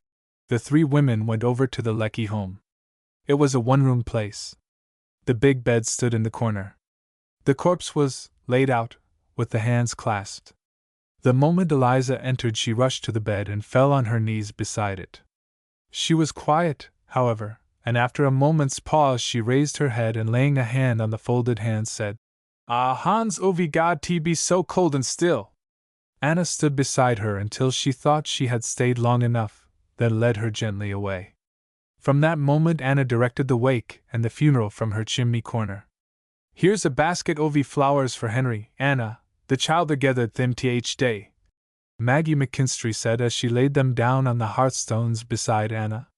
You've got some time, Maggie? Oh, I. Make a chain ovi them and let it go all way around body, they'll look pretty that way, don't you think so? Elegant indeed, to be sure, 'deed I'll do it. And it was done. To Eliza Conlon was given the task of providing refreshments. I say, task, for after the carpenter was paid for the coffin and Jamie Scott for the hearse there was only 6 shillings left. Get way for Childer, Anna said, and Childer, in this catalogue ran up into the 20s. For the older Childer, there was something from Mrs. Lorimer's public house, something that was kept under cover and passed around late, and later still diluted and passed around again. Concerning this item Anna said, Wather it well, dear, and save their wits. They've got little enough now, God save us all. Anna, said Sam Johnson, I am told you have charge of Henry's wake. Is there anything I can do? Sam was the tall, imperious precentor of the Mill Row meeting house. He was also the chief baker of the town and looked up to in matters relating to morals as well as loaves. Mr. Gwynn has promised he read a chapter, Mr. Johnson. He'll read, maybe, the 14th of John. If he diz, tell him to go AC over 12th verse and explain that works he did can be done in entrum by any poor crather who's got spirit. Sam straightened up to his full height and in measured words said, Ye know, no doubt, Anna, that Mr. Gwynn is a churchman and I'm a Presbyterian. He wouldn't take kindly to a hint from a Mill Row man, I fear, especially on a disputed text. Well, dear knows if there's anything this owl world needs more than another it's an undisputed text. Couldn't ye find us one, Mr. Johnson? All texts are disputed, he said, but there are texts not in dispute. I think I could name one at last, Mr. Johnson. Maybe. 'Deed no, not maybe at all, but sure be. Jamie dear, get MTH Bible if ye plaze. While Jamie got the Bible, she wiped her glasses and complained in a gentle voice about the mortal pity of it. That texts were pins for Christians to stick in each other's flesh. Here it is, she said. Th pur ye have always with ye. Aye, Sam said. And how true it is. 'Deed it's true, but who did he mane by ye? Th world, I suppose? Not all th world by a spoonful, but a ween of them like Sandy Somerville, who's got a signboard in front of his back that tells he outesh too much, while the rest of us have backbones that could as easily be felt before as behind. So that's what you call an undisputed text? She looked over the rim of her spectacles at him for a moment in silence, and then said slowly, O'Kane, WL, tell Mr. Gwyn to read what he likes, it'll main th same anyway. Kitty Coyle came in. Henry and she were engaged. They had known each other since childhood. Her eyes were red with weeping. Henry's mother led her by the arm. Anna, dear, Eliza said, she needs ye as much as me. Give her a bit of comfort. They went into the little bedroom and the door was shut. Jamie stood as sentry. When they came out, young Johnny Murdoch, Henry's chum, was sitting on Jamie's workbench. I want ye to take good care of Kitty th night, Johnny. Keep close to her, and when th moon comes out, take her down the garden to get fresh air. It'll be stuffy why all th people in the corpse and leckies. Aye, he said. I'll do all I can. To Kitty she said, I've asked Johnny to keep gay close to ye till it's all over, Kitty. Ye'll understand. Aye, Kitty said. Henry loved him more'n any mon on th lock. Had te yit? Willie Whithero asked as he blundered in on the scene. No, Willie, deed we haven't thought of it. Well, te have your bowels think your throats cut isn't soncy, he said. The fire was low and the kettle cold. Here, Johnny, Whithero said. Just run over to Farron's for a hoppy orth ov turf and we'll have a cup o' tay for these folks who are workin' overtime palaverin' about th dead. Moses alive, one corpse is enough for a week or two, don't kill us all entirely. Shortly after midnight Anna went over to see how things were at the wake. They told her of the singing of the children, of the beautiful chapter by Mr. Gwyn, and the Feelin' by Graham Shannon. The way was sufficient, and nearly everybody had a drap o' th crather, and a bite of fadge. Ah, Anna dear, Eliza said, sure it's yourself that knows how to make 'em what I go th longest distance over dhry throats and empty stomachs. Deed it was a revival and a fast in one, and th only pity is that poor Henry can't enjoy it. The candles were burned low in the sconces, the flowers around the corpse had faded, a few tongues, loosened by stimulation, were still wagging, but the laughter had died down and the stories were all told. There had been a hair-raising ghost story that had sent a dozen home before the respectable time of departure. The empty stools had been carried outside and were largely occupied by lovers. Anna drew Eliza's head to her breast and pressing it gently to her said, I'm proud of ye, dear, ye've borne up bravely. Now I'm going to have a few winks in th corner, for there'll be much to do th mora. Scarcely had the words died on her lips when Kitty Coyle gave vent to a scream of terror that brought the mourners to the door and terrified those outside. What ails ye, in th name of God? Anna asked. She was too terrified to speak at once. The mourners crowded closely together. Watch, Kitty said as she pointed with her finger toward Conlon's pigsty. Johnny Murdoch had his arm around Kitty's waist to keep her steady and assure her of protection. They watched and waited. It was a bright moonlight night, and save for the deep shadows of the houses and hedges as clear as day. Tensely nerve-strung, open-mouthed and wild-eyed stood the group for what seemed to them hours. In a few minutes a white figure was seen emerging from the pigsty. The watchers were transfixed in terror. Most of them clutched at each other nervously. Old Mrs. Houston, the midwife who had told the ghost story at the wake, dropped in a heap. Peter Hannon and Jamie Wilson carried her indoors. The white figure stood on the pathway leading through the gardens for a moment, and then returned to the sty. Most of the watchers fled to their homes. Some didn't move because they had lost the power to do so. Others just stood. "It's a hoax and a joke," Anna said. "Now one of you men go down there and see." No one moved. Every eye was fixed on the pigsty. A long drawn-out, mournful cry was heard. It was all that tradition had described as the cry of the banshee. "The banshee it is!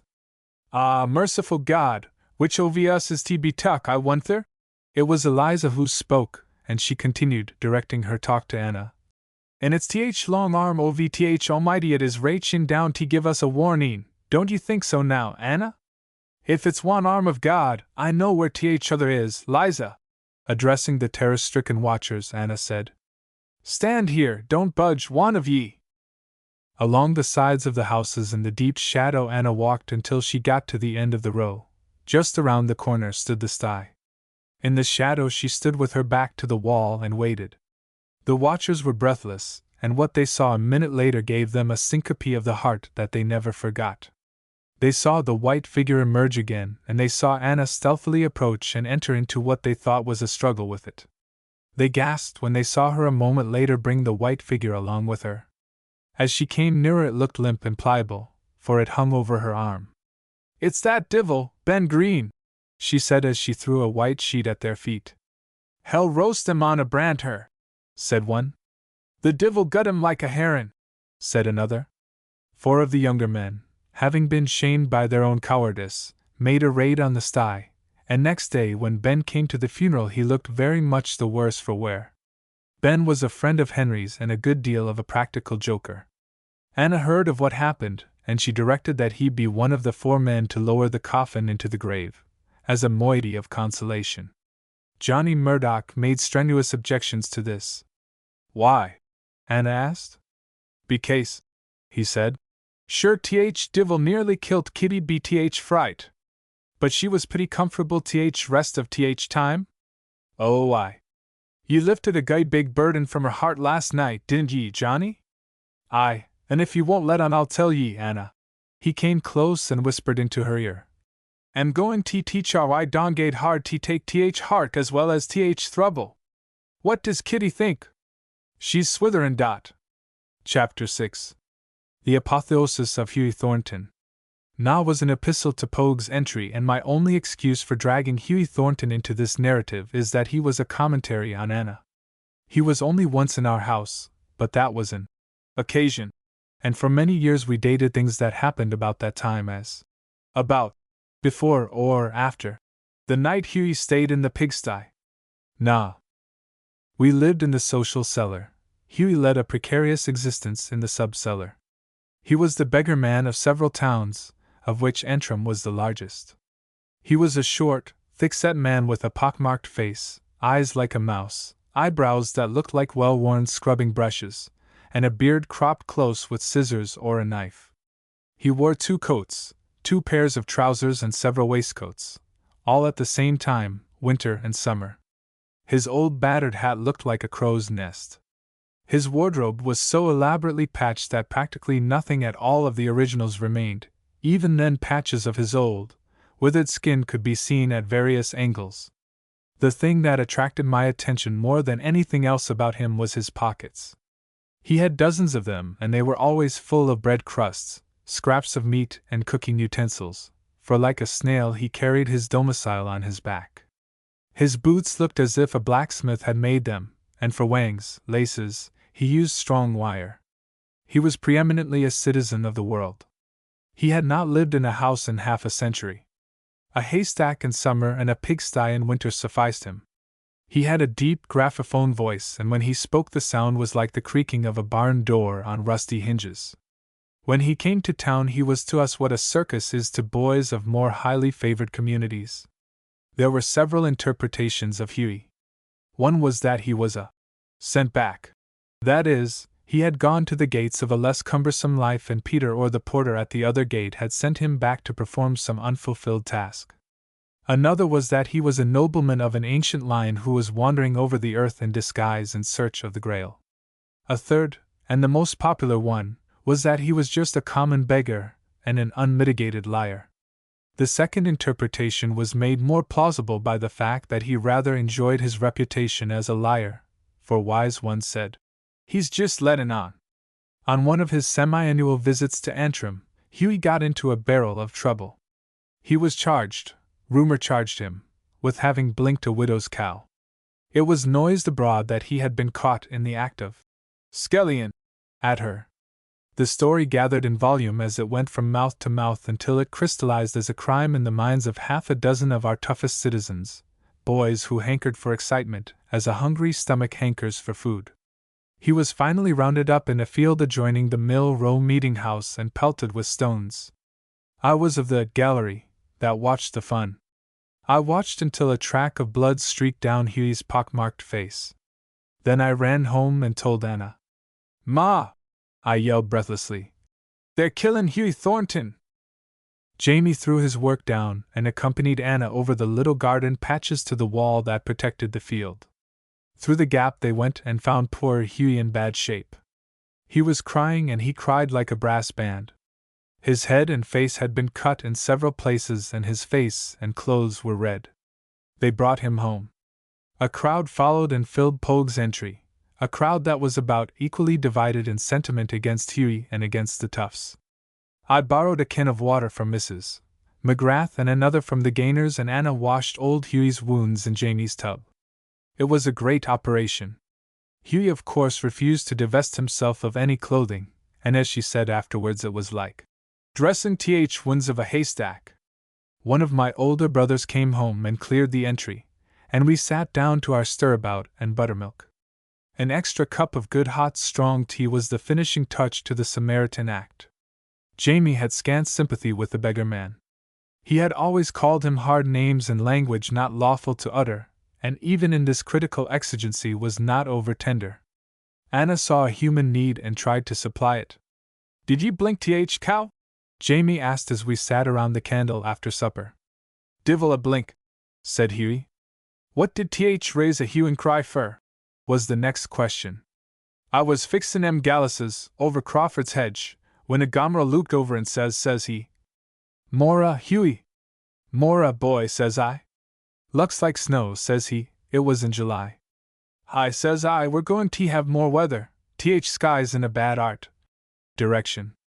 Anna rose, put her little Sunday shawl around her shoulders, tightened the strings of her cap under her chin, and went out. We gasped with astonishment. What on earth could she be going out for? She never went out at night. Everybody came to her. There was something so mysterious in that sudden exit that we just looked at our guest without understanding a word he said. Jamie opened up another line of inquiry. "Say you're a terrible liar, Hughie." "I am that," Hughie said without the slightest hesitation. "I'm champion liar ovi County Antrim." "How did ye get belt?" "Acy as tellin' thruth." "That's harder nor ye think." "So's lyin', Jamie." "Tell us how you won championship." When I finished this drawl, he took a live coal and stoked up the bowl of his old cutty pipe. The smacking of his lips could have been heard at the mouth of Pogue's entry. We waited with breathless interest. When he had finished, he knocked the ashes out on the toe of his brogue and talked for nearly an hour of the great event in which he covered himself with glory. It was a fierce encounter according to Hughie, the then champion being a Ballymena man by the name of Jack Rooney. Jack and a bunch of vagabonds sat on a stone pile near Balaclare when Hughie hove in sight. The beggar man was at once challenged to divest himself of half his clothes or enter the contest. He entered, with the result that Ballymena lost the championship. The concluding round, as Hughie recited it, was as follows.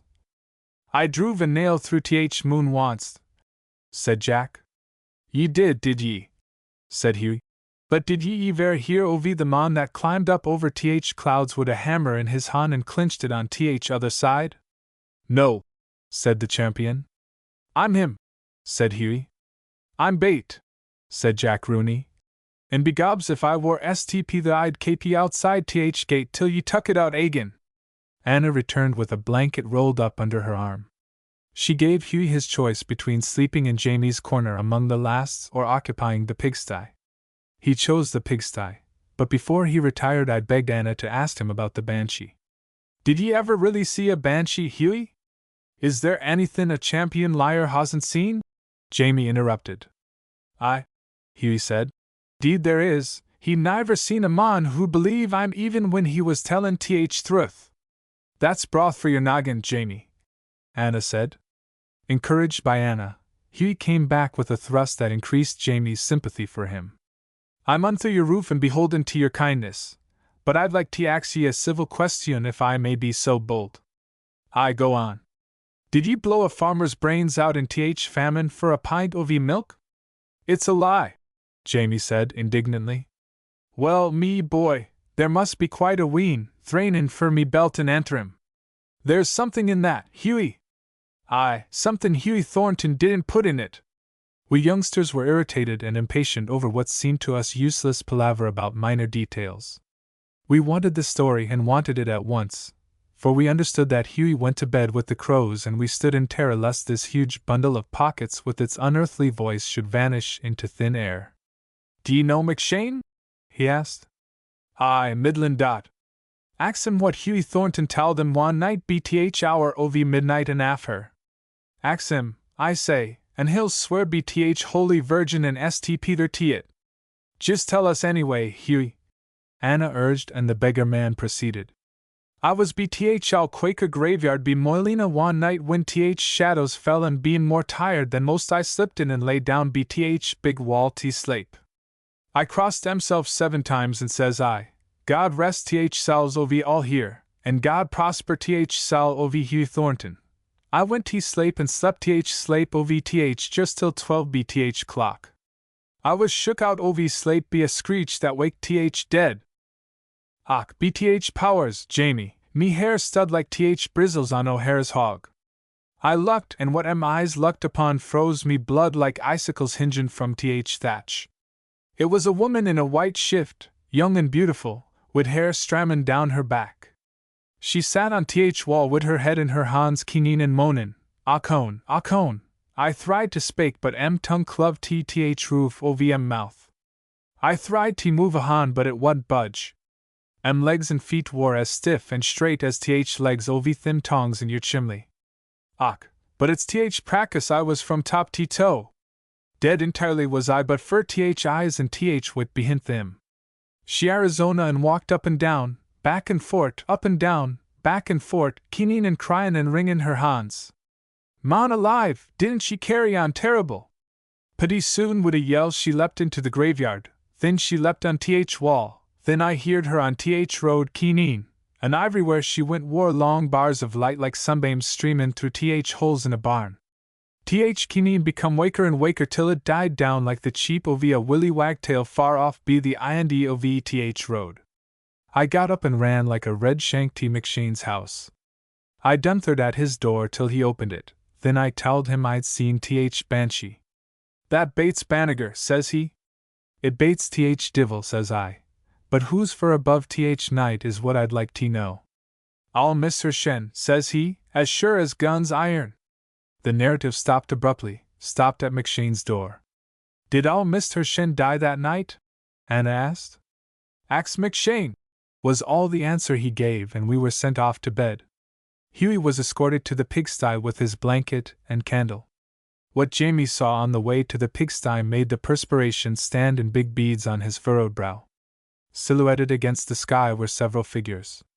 Some were within a dozen yards, others were farther away. 2 sat on a low wall that divided the Adair and Mulholland gardens. They were silent and motionless, but there was no mistake about it. He directed Anna's attention to them, and she made light of it. When they returned to the house, Jamie expressed fear for the life of the beggar man. Anna whispered something into his ear, for she knew that we were wide awake.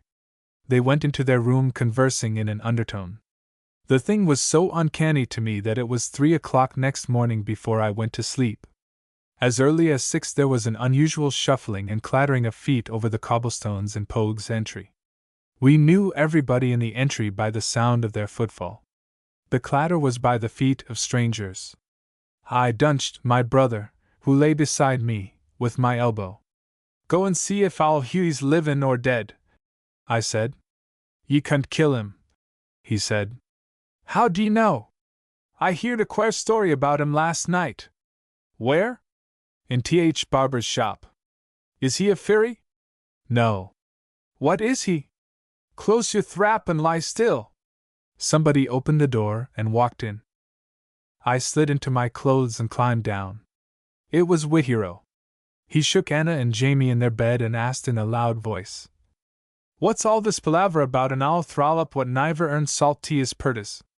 "Go on to your stone pile, Willie," Anna said as she sat up in bed. "What you don't know will save doctor's bills. If I catch emself thinkin' anythin' soncy ovi that aul hey then based I'll change name," he said, as he turned and left in high dudgeon. When I got to the pigsty there were several early callers lounging around. Jowler Haney sat on a big stone near the slit. Mary McConaughey stood with her arms akimbo, within a yard of the door, and Tommy Wilson was peeping into the sty through a knot-hole on the side. I took my turn at the hole. Hughie had evidently been awakened early. He was sitting arranging his pockets. Con Mulholland came down the entry with his gun over his shoulder. He had just returned from his vigil as night watchman at the Greens and was going the longest way around to his home. He leaned his gun against the house side and lit his pipe. Then he opened the sty door softly and said, "Mora, Hughie." "Mora, Con," came the answer, in calliope tones from our guest.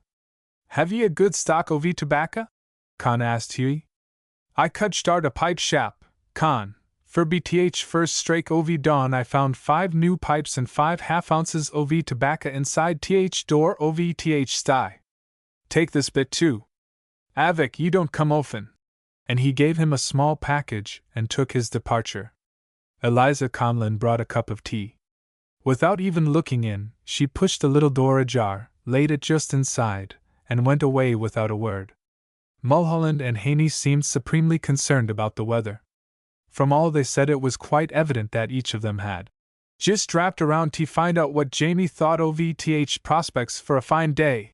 Old Sandy Somerville came hatless and in his shirt sleeves, his hands deep in his pockets, and his big watch chain dangling across what Anna called the front of his back.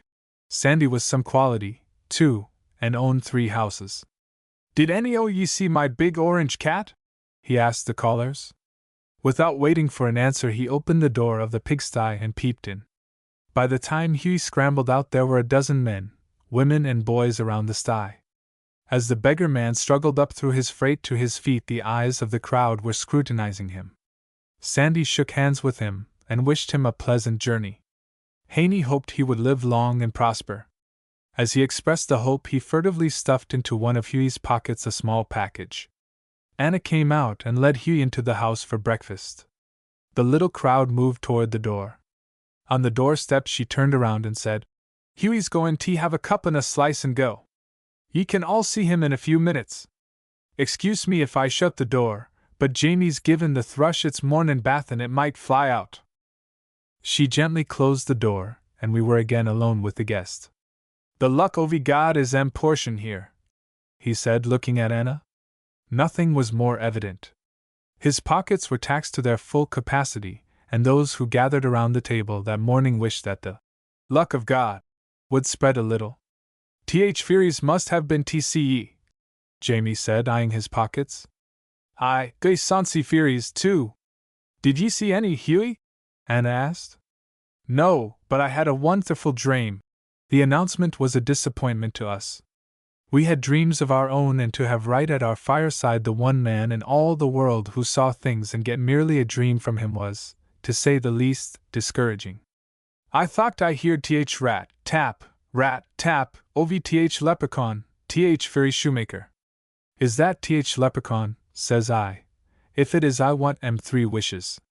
"Get them out," says he, "for I'm gay busy th night." "So'n sleep th night and safe journey th mora," says I. "Get your third out or I'm gone," says he. I scratched head and swithered, but divil a third cut I think o' v.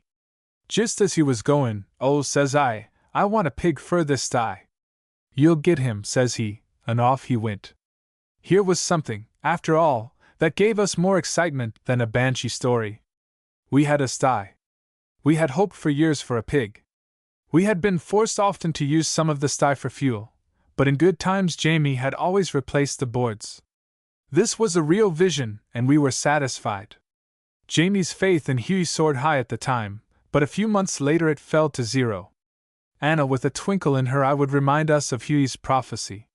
One day he wiped the vision off the slate. "Ly Hughie," he said. "Some night he'll come back and slate there, then we'll have a pig in sty sure." As he left our house that morning he was greeted in a most unusual manner by a score of people who crowded the entry. Men and women gathered around him. They inspected the wounds. They gave their blessing in as many varieties as there were people present. The new attitude toward the beggar baffled us.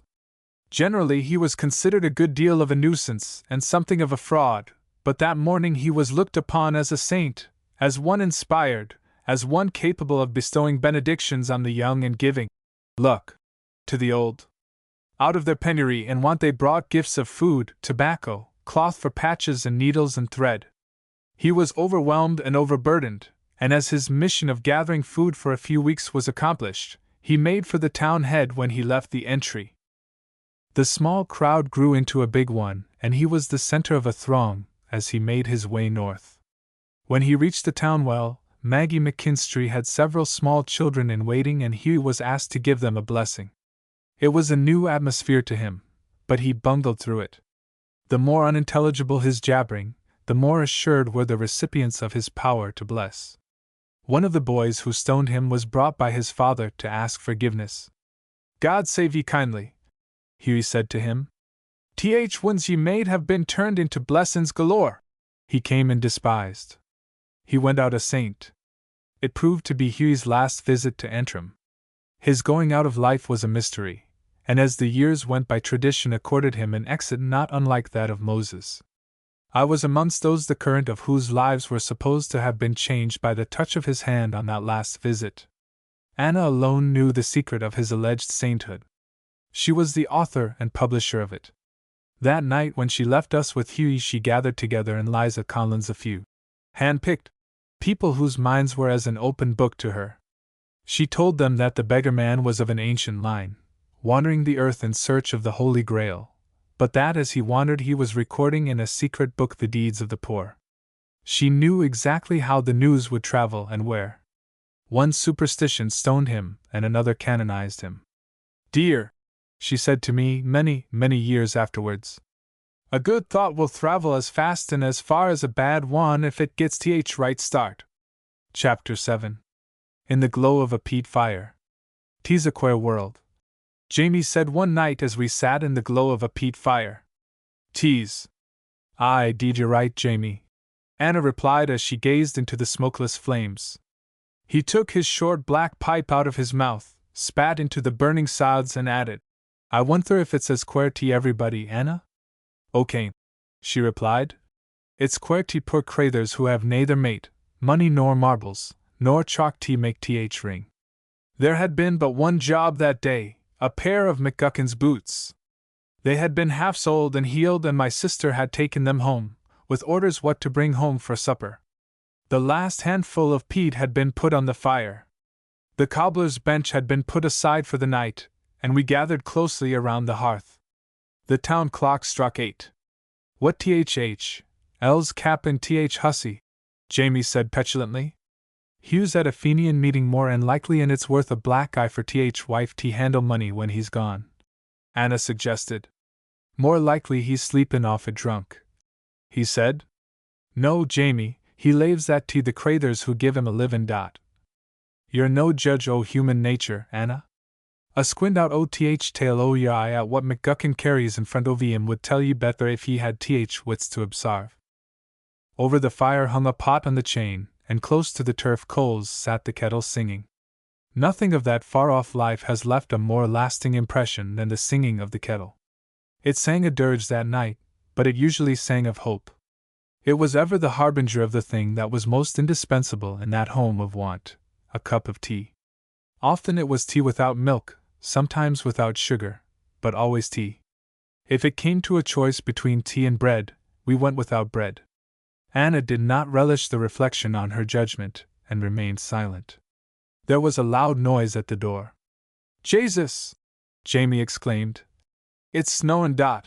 Someone was kicking the snow off against the doorpost. The latch was lifted, and in walked Felix Boyle the Bogman. What blazes are ye in dark fur? Felix asked in a deep, hoarse voice. His old rabbit-skin cap was pulled down over his ears, his head and shoulders were covered with snow. As he shook it off, we shivered. We were in debt to Felix for a load of turf, and we suspected he had called for the money. Anna lit the candle she was saving for supper time. The Bogman threw his cap and overcoat over in the corner on the lasts and sat down. I'm frozen to death, he said as he proceeded to take off his brogues. As he came up close to the coals, we were smitten with his foul breath and in consequence gave him a wider berth. He had been drinking. Where's Mare? Anna asked. Gone home, bitch ohl, he said. And she's got load o' turf wid her, bad cess to your dirty sow. The town clock struck 9. Felix removed his socks, pushed his stool aside and sat down on the mud floor. A few minutes later he was flat on his back, fast asleep and snoring loudly. The fire grew smaller. Anna husbanded the diminishing embers by keeping them closely together with the long tongs. The wind howled and screamed. The window rattled, the door creaked on its hinges, and every few minutes a gust of wind came down the chimney and blew the ashes into our faces. We huddled nearer the fire. Can't ye fix up that all crather's head a bit? Jamie asked. I brought over the Bogman's coat. Anna made a pillow of it and placed it under his head. He turned over on his side. As he did so, a handful of small change rolled out of his pocket. Think of that now, Jamie said as he gathered it up and stuffed it back where it belonged. An old drunken turf driver, why money to waste while we're starvin'. From that moment we were acutely hungry. This new incident rendered the condition poignant. Maybe Mrs. Boyle and Waynes are as hungry as we are, Anna remarked. Why a bogful o' turf at door? Can't eat turf, Jamie. Can warm their shins, that's more'n we can do, in a minute or two. The rapidly diminishing coals were arranged once more. They were a mere handful now, and the house was cold. There were 2 big holes in the chimney where Jamie kept old pipes, pipe cleaners, bits of rags and scraps of tobacco. He liked to hide a scrap or 2 there, and in times of scarcity make himself believe he found them. His last puff of smoke had gone up the chimney hours ago. He searched both holes without success. A bright idea struck him. He searched for Boyle's pipe. He searched in vain. Holy Moses! He exclaimed. What a breath! A pint o' that would make a mule drunk. Teach it, Jamie, Anna said, laughing. Teach it yourself, you're a good deal more o' a judge, he said snappishly. A wild gust of wind came down the chimney and blew the loose ashes off the hearth. Jamie ensconced himself in his corner, a picture of despair. I wonder if Billy O'Hare's in bed, he said. Ye need fumigatin' after smokin' Billy's tobacco, Jamie. I'd smoke tobacco scraped out o' the breeches pocket o' I'll divil in hell, he replied. He arose, put on his muffler, and made ready to visit the sweep. On the way to the door, another idea turned him back. He put on the Bogman's overcoat and rabbit-skin cap. Anna, divining his intention, said, That's first sign of sense I've seen you for a month of Sundays. Ye can't see it in a month o' Easter Sundays anyway, he retorted with a superior toss of his head. Anna kept up a rapid fire of witty remarks. She injected humor into the situation and laughed like a girl, and although she felt the pangs more keenly than any of us, her laughter was genuine and natural.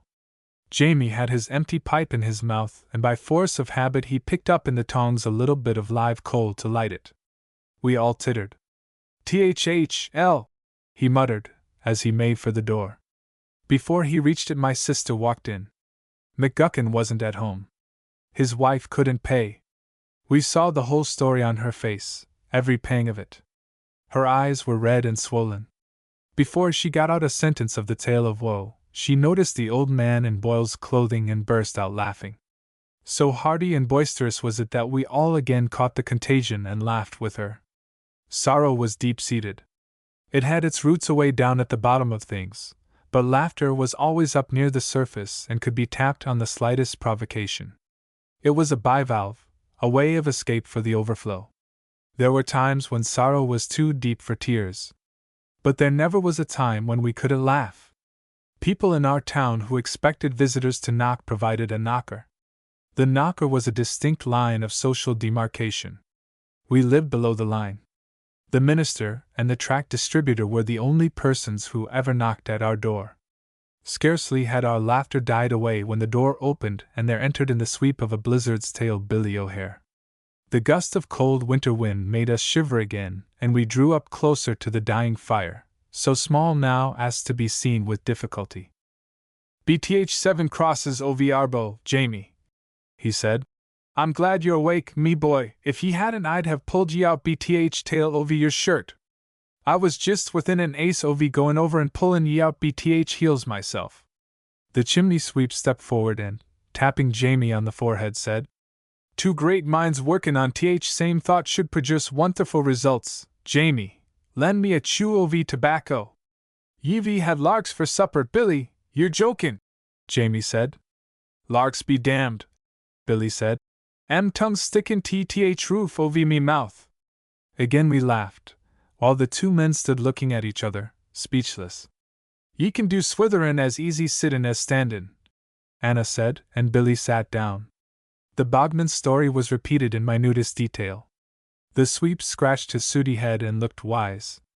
"It's gone," Anna said quietly, and we all looked toward the fire. It was dead. The last spark had been extinguished. We shivered. "We don't need so many stools anyway," Jamie said. "I'll get a hatchet and we'll have a fire in no time. Be freezin' death why a bogman goin' waste is unchristian, say th last," Billy ventured. "Every time we get to end of tether God appears," Anna said reassuringly, as she pinned her shawl closer around her neck. "There's nothin' but empty bowls and empty pipes in our house," the sweep said, "but we've got half a dozen good turf left." "Well, it's a long lane that's got no tinnin', ye might lend us them," Jamie suggested. "If ye'll excuse em for a minute, I'll warm this house, and may the Virgin choke em in next chimley I sweep if I don't." In a few minutes he returned with 6 black turf. The fire was rebuilt, and we basked in its warm white glow. The bogman snored on. Billy inquired about the amount of his change. Then he became solicitous about his comfort on the floor. Each suggestion was a furtive flank movement on Boyle's loose change. Anna saw the bent of his mind and tried to divert his attention. "Did ye ever hear, Billy," she said, "that if we stand a drunk mon on his head it sobers him? Be the powers, no. They say," she said with a twinkle in her eyes, "that it empties him of his contents." "Aye," sighed the sweep. "There's something in that, Anna. Let's teach our Wyatt on Boyle." There was an element of excitement in the suggestion, and we youngsters hoped it would be carried out. Billy made a move to suit the action to the thought, but Anna pushed him gently back. "Jamie's mouth is as watery as yours, Billy, but we'll take no short cuts, we'll go long way around." That seemed a death blow to hope. My sisters began to whimper and sniffle. We had many devices for diverting hunger. The one always used as a last resort was the stories of the Great Famine. We were particularly helped by one about a family half of whom died around a pot of stirabout that had come too late. When we heard Jamie say, "Things are pretty bad, but they're not as bad as they might be," we knew a famine story was on the way.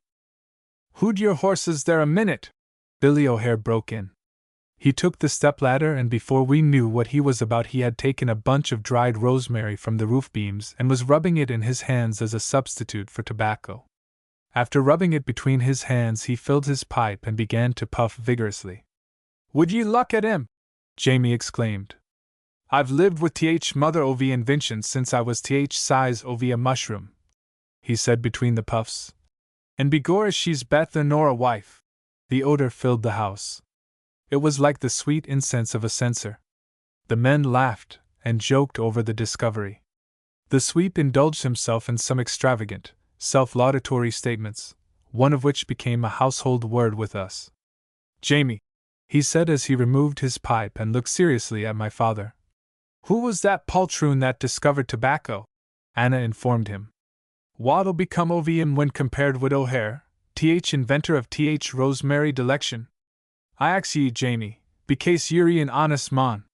Heaven knows, Billy.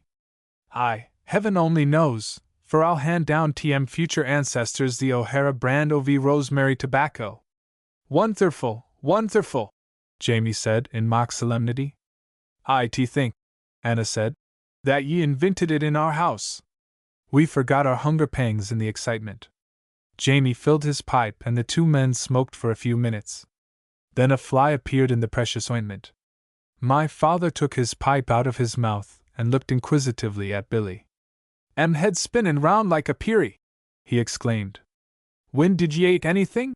Asked the sweep. Yesterday.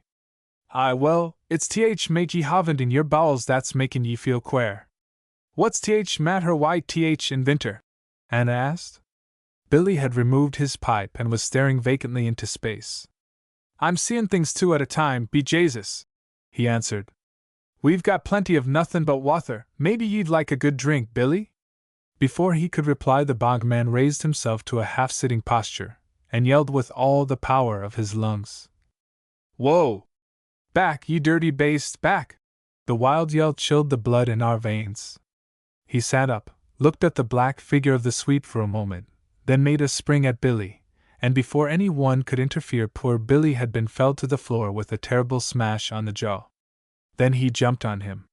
We youngsters raised a howl that awoke the sleepers in Pogue's entry. Jamie and Billy soon overpowered Boyle. When the neighbors arrived, they found O'Hare sitting on Boyle's neck and Jamie on his legs. Where am I? Boyle asked. In the home of friends, Anna answered. Would friends donate a mouthful of breath? He was led up. The story of the night was told to him. He listened attentively. When the story was told, he thrust his hand into his pocket and brought forth some change. Who'd yer hon out, ye black imp o' hell? He said to O'Hare. The sweep obeyed, but remarked that the town clock had already struck 12. I don't care a damn if it's 13, he said. That's for bread, that's for tay, that's for tobacco, and that's for somethin' that runs down your throat like a rasp for me. Now don't let grass grow unto your flat feet, ye divil. After some minor instructions from Anna, the sweep went off on his midnight errand. The neighbors were sent home. The kettle replaced the pot on the chain, and we gathered full of ecstasy close to the fire. Wisht, Anna said. We listened. Above the roar of the wind and the rattling of the casement, we heard a loud noise. It's Billy thunderin' at Margaret Hurl's door, Jamie said. O'Hare arrived with a bang.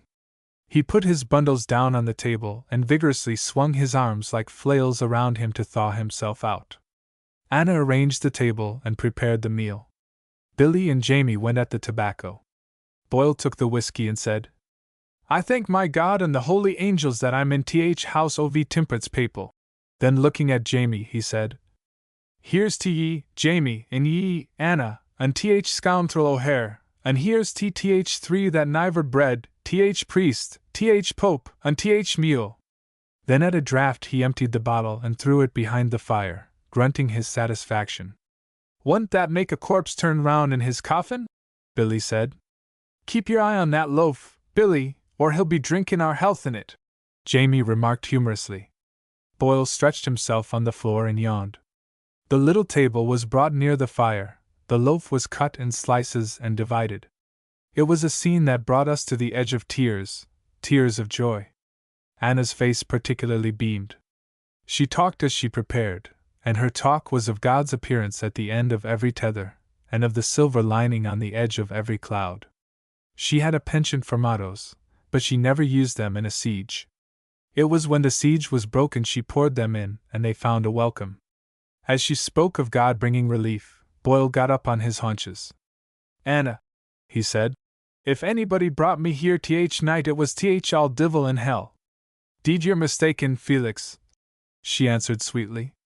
When God sends a mon anywhere he always gets there, even if he has to be taken there by divil. When all was ready we gathered around the table. How I wish we could sing, she said as she looked at us. The answer was on every face. Hunger would not wait on ceremony. We were awed into stillness and silence, however, when she raised her hand in benediction. We bowed our heads. Boyle crossed himself. "Father," she said, "we thank thee for sending our friend Felix here night. Bless his wife and wains, bless them in basket and store, and take good care of his owl mare. Amen." Chapter 8. The wind bloweth where it listeth. Sat on a fence in a potato field, whittling an alder stick into a pea blower one afternoon in the early autumn, when I noticed at the other end of the field the well-known figure of the master. He was dressed as usual in light gray, and as usual rode a fine horse. I dropped off the fence as if I had been shot. He urged the horse to a gallop. I pushed the clumps of red hair under my cap and pressed it down tightly on my head. Then I adjusted the string that served as a suspender. On came the galloping horse. A few more lightning touches to what covered my nakedness, and he reined up in front of me. I straightened up like a piece of whalebone. Sat. "What are you doing?" he asked in that far-off, imperious voice of his. "Captain Crows off Purdas, your honor. You need a new shirt," he said. The blood rushed to my face. I tried to answer, but the attempt seemed to choke me. "You need a new shirt," he almost yelled at me. I saw a smile playing about the corners of his fine large eyes. It gave me courage. "Aye, your honor, that's true. Why don't you get one?" The answer left my mind and traveled like a flash to the glottis, but that part of the machinery was out of order, and the answer hung fire. I paused, drew a long breath that strained the string. Then, matching his thin smile with a thick grin, I replied, "Did your honor ever work for 4 shillings a week and share it with 9 others?" "No," he said, and the imprisoned smile was released. "Well, if ye ever do, sure you'll be lucky to have skin, let alone shirt. You consider yourself lucky, then?" "Aye, middlin' dot." He galloped away, and I lay down flat on my back, wiped the sweat from my brow with the sleeve of my jacket, turned the hair loose, and eased up the string. That night, at the first sound of the farmyard bell, I took to my heels through the fields, through the yard, and down the Belfast road to Witherow's stone pile. Willie was just quitting for the day. I was almost breathless, but I blurted out what then seemed to me the most important happening in my life. Willie took his eye protectors off and looked at me. "So ye had a crack why the master, did ye?" "Aye, quite a crack." "He mistook ye for a horse," he said. This damper on my enthusiasm drew an instant reply. "'Deed no, nor an ass neither." Willie bundled up his hammers and prepared to go home.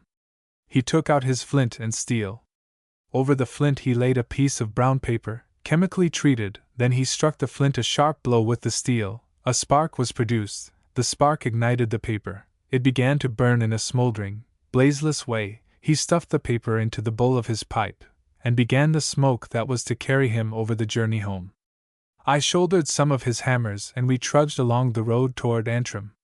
"Throth, I know you're no ass, me boy, though Janey's a good dale over a mule, but your ma's got wit enough for the family. That answer ye gave Miss Hershen was from your ma. It was guy cute'll get ye a job, I'll bait." I had something else to tell him, but I dreaded his critical mind. When we got to the railway bridge, he laid his hammers on the wall while he relit his pipe. I saw my last opportunity and seized it. "Say, Willie, did ye ever have a feelin' that made ye feel fine all over and made ye pray?" "I niver pray," he said. "These wathy-mouthed gossins who pray air just like Al Hughie Thornton why his pockets bulgin why scruff, crusts. They're naggin' at God from Aster to Christmas to fill their pockets. A good day's stone breakin's my prayer. At night I just say, 'Thank ye, Father,' in mornin' I say, 'Mora, Father, how's all up around throne this mornin'?' And does he spake to ye back? Of course, do ye think he's got worse manners nor me? He says, 'Hello, Willie,' says he, 'how's it why ye this fine mornin'?' 'Pretty fine, Father, pretty fine,' says I. 'But tell me, boy, was there a girl around when that feelin' struck ye?' 'Divil a girl at all. Them feelin's sometimes comes from a girl, ye know. I had one once, but that's a long story, hey ho, aye, that's a long story. Did she die, Willie? Never mind her. That feelin' may have been from God.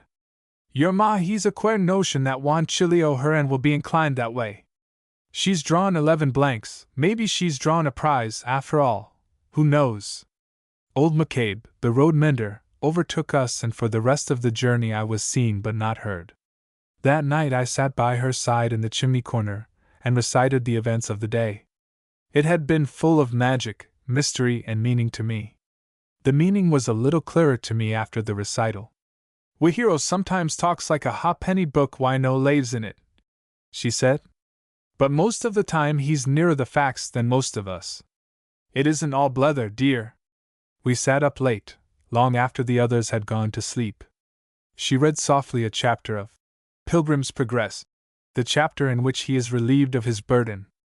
I see now that woodcut of a gate, and over the gate the words, "Knock and it shall be opened unto you." She had read it before. I was familiar with it, but in the light of that day's experience it had a new meaning. She warned me, however, that my name was neither Pilgrim nor Wahiro, and in elucidating her meaning she explained the phrase, "The wind bloweth where it listeth." I learned to listen for the sound thereof, and I wondered from whence it came, not only the wind of the heavens, but the spirit that moved men in so many directions. The last act of that memorable night was the making of a picture. It took many years to find out its meaning, but every stroke of the brush is as plain to me now as they were then. "You'll do something for me?" "Aye, anything in th world." "You won't glunch nor ask questions?" "Not a question." "Shut your eyes and stand close to th table." I obeyed. She put into each hand a smooth stick with which Jamie had smoothed the soles of shoes. "Just for th now, these are the handles of a plough. Keep your eyes shut tight. Ye've seen a mon plough in a field? Aye. Think that ye see a long, long field. Ye're ploughing it. The other end is so far away ye can't see it. Ye see a wee bit of the furrow, just a wee bit. Squeeze th plough handles." I squeezed. "D'ye see th trees yonder?" "Aye." "And th birds pickin' in th furrow?" "Aye." She took the sticks away and gently pushed me on a stool and told me I might open my eyes. "That's queer," I said. "Listen, dear, ye've put your hand to th plough, ye must niver take it away. All through life ye'll have them plough handles in your hands and ye'll be going down th furrow. You'll crack a stone here and there, th plow'll stick often and things you'll be out of gear, but you're in th furrow all the time.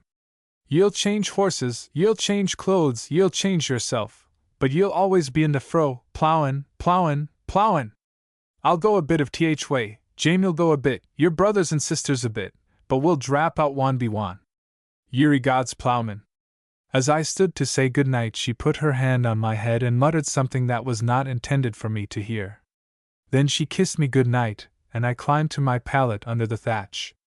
I was afraid to sleep, lest the feelin' should take wings. When I was convinced that some of it, at least, would remain, I tried to sleep and couldn't. The mingled ecstasy and excitement was too intense.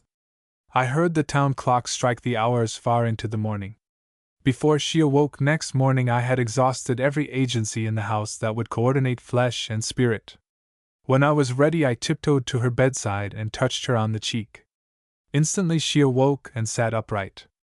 I put my hands on my hips and danced before her. It was a noiseless dance with bare feet on the mud floor. Her long thin arms shot out toward me and I buried myself in them. "So it stayed," she whispered in my ear. "Aye, and there's more of it." She arose and dressed quickly. A live coal was scraped out of the ashes and a turf fire built around it. My feet were winged as I flew to the town well for water. When I returned she had several slices of toast ready. Toast was a luxury. Of course there was always, or nearly always, bread, and often there was butter, but toast to the very poor in those days wasn't merely a matter of bread and butter, fire and time. It was more often inclination that turned the balance for or against it, and inclination always came on the back of some emotion, chance, or circumstance. Here all the elements met, and the result was toast. I took a mouthful of her tea out of her cup, she reciprocated. We were like children. Maybe we were. Love tipped our tongues, winged our feet, opened our hearts and hands and permeated every thought and act. She stood at the mouth of the entry until I disappeared at the town head. While I was yet within sight, I looked back half a dozen times, and we waved our hands. It was nearly a year before a dark line entered this spiritual spectrum.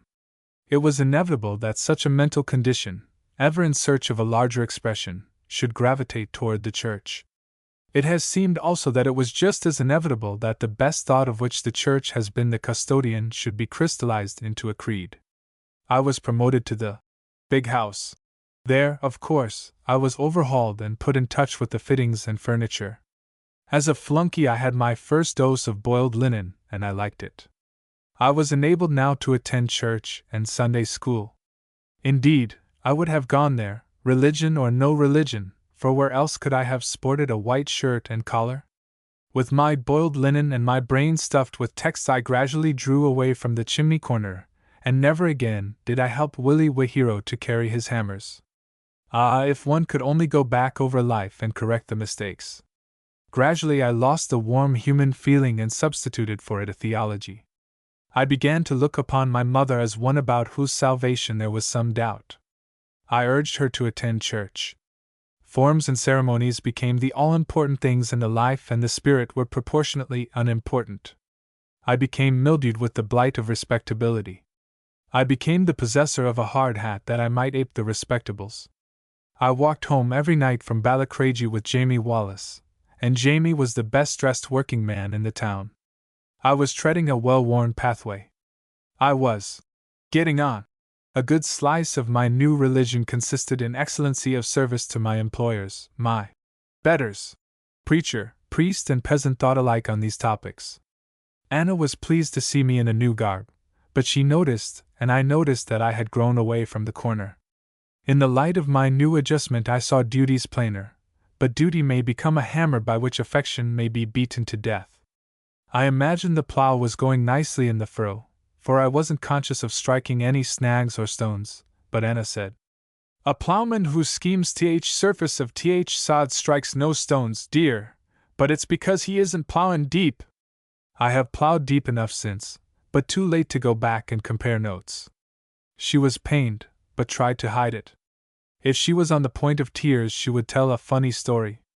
"Akushla," she said to me one night after a theological discussion, "sure you remind me of a ducklin hatched by a hen." "Why?" "We're at home in contrary elements. You use text to fight with, and I use them to get pace of heart. Are you wiser nor Mr. Holmes, and William Brennan and Miss McGee?" I asked. "Them's ones that think as I do. I think as they do. No, 'deed I'm not as wise as any of them, but standin' outside a wee bit I can see things that can't be seen inside. Forby they have no special pathway to God that's shut to me, nor your all father nor Willie Wahiro." Sometimes Jamie took a hand. Once, when he thought Anna was going to cry, in an argument, he wheeled around in his seat and delivered himself. "I'll tell ye, Anna, that whelp needs a good argument tongs. Just take them and hit him a skite on the jaw them, and I'll say, Amen. That's no clinch to an argument," I said. "And thruth is thruth. Aye, and tongs is tongs. And some o' ye young upstarts, when ye get a dicky on and a choke me tight collar, think you're just ready to sit down to why God." Anna explained and gave me more credit than was due me. So Jamie ended the colloquy by the usual cap to his every climax. "Well, what do I know about them things anyway? Let's have a good cup o' tea and say no more about it." The more text I knew, the more fanatical I became. And the more of a fanatic I was, the wider grew the chasm that divided me from my mother. I talked as if I knew every saint in heaven and every divil in hell. She was more than patient with me, though my spiritual conceit must have given her many a pang. Antrim was just beginning to get accustomed to my new habiliments of boots, boiled linen, and hat when I left to push my fortune in other parts. My enthusiasm had its good qualities too, and she was quick to recognize them, quicker than to notice its blemishes. My last hours in the town, on the eve of my first departure, I spent with her. "I feel about you, dear," she said, laughing, "as Mickey Freed did about the soul of his father in purgatory. He had been payin' 4 masses for what seemed to him an uncommonly long time, How's THL boy gettin' on? Mickey asked the priest. Putty well, Mickey, his head is out. Begorra, thin, I know wrist ovium will be out soon. I'll pay for no more masses. Your head is up and out from the bottom of world, and I have faith that you'll pretty soon be all out, and some day you'll get the larger view, for you'll be in a larger place and you'll have seen more of people and more of the world. I have 2 letters of that period. One I wrote her from Jerusalem in the year 1884. As I read the yellow, childish epistle, I am stung with remorse that it is full of the narrow sectarianism that still held me in its grip. The other is dated Antrim, July, 1884, and is her answer to my sectarian appeal. Dear boy, she says, Antrim has had many soldier sons in far-off lands, but you are the first, I think, to have the privilege of visiting the Holy Land. Jamie and I are proud of you. All the old friends have read your letter. They can hardly believe it. Don't worry about our souls. When we come one by one in the twilight of life, each of us, Jamie and I, will have our sheaves. They will be little ones, but we are little people. I want no glory here or hereafter that Jamie cannot share. I gave God a plowman, but your father says I must chalk half of that to his account. Hold tight the handles and plow deep. We watch the candle and every wee spark thrills our hearts, for we know it's a letter from you. Your loving mother. Chapter 9. Beyond meadows and clouds. Hen the billboards announced that I was to deliver a lecture on England in the Sudan.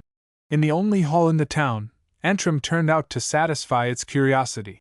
How doth this man know, not having learned? The wise ones said, for when I shook the dust of its blessed streets from my brogues 7 years previously I was an illiterate. Hen. Anna could have told them, but none of the wise knew her, for curiously enough to those who knew of her existence, but had never seen her, she was known as Jamie's wife. Butchers and bakers and candlestick makers were there, several ministers, some quality, near quality, the inhabitants of the entries in the Scotch Quarter, and all the newsboys in town. The fact that I personally bribed the newsboys accounted for their presence. I bought them out and reserved the front seats for them. It was in the way of a class reunion with me. Billy O'Hare had gone beyond, where there are no chimneys, and where she could keep clean, they were both dead. Many of the old familiar faces were absent, they too had gone, some to other lands, some to another world. Jamie was there. He sat between Willie Whithero and Ben Baxter.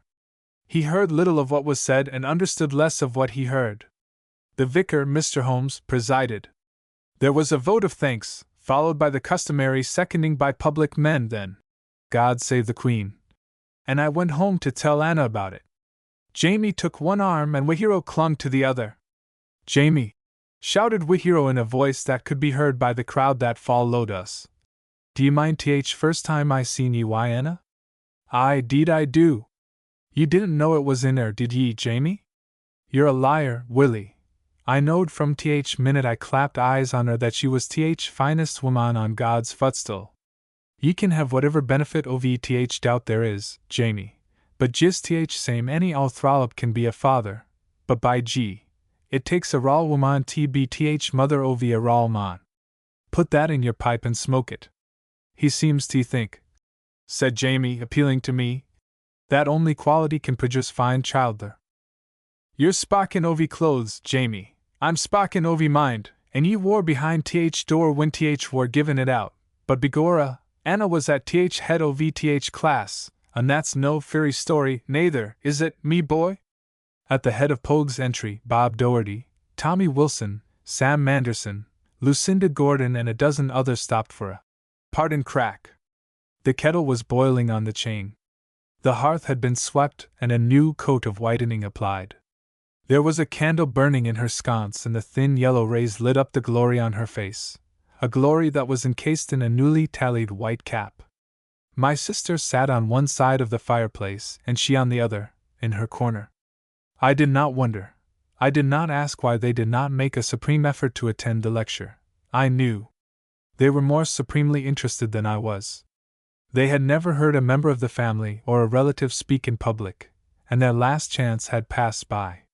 There they were, in the light of a peat fire and the tallow dip, supremely happy. The neighbors came in for a word with Anna. They filled the space. The stools and creepies were all occupied. "Sit down, Willie," my father said. "Take a nice cushioned chair and be at home." Wahiro was leaning against the table. He saw and was equal to the joke. "When nature put a pillow on man, it was intended for to sit on ground, Jamie." And down he sat on the mud floor. "It's proud woman ye should be night," Margaret Hurl said. "And Mr. Armstrong it was that said it was proud town should be turn out a boy like him."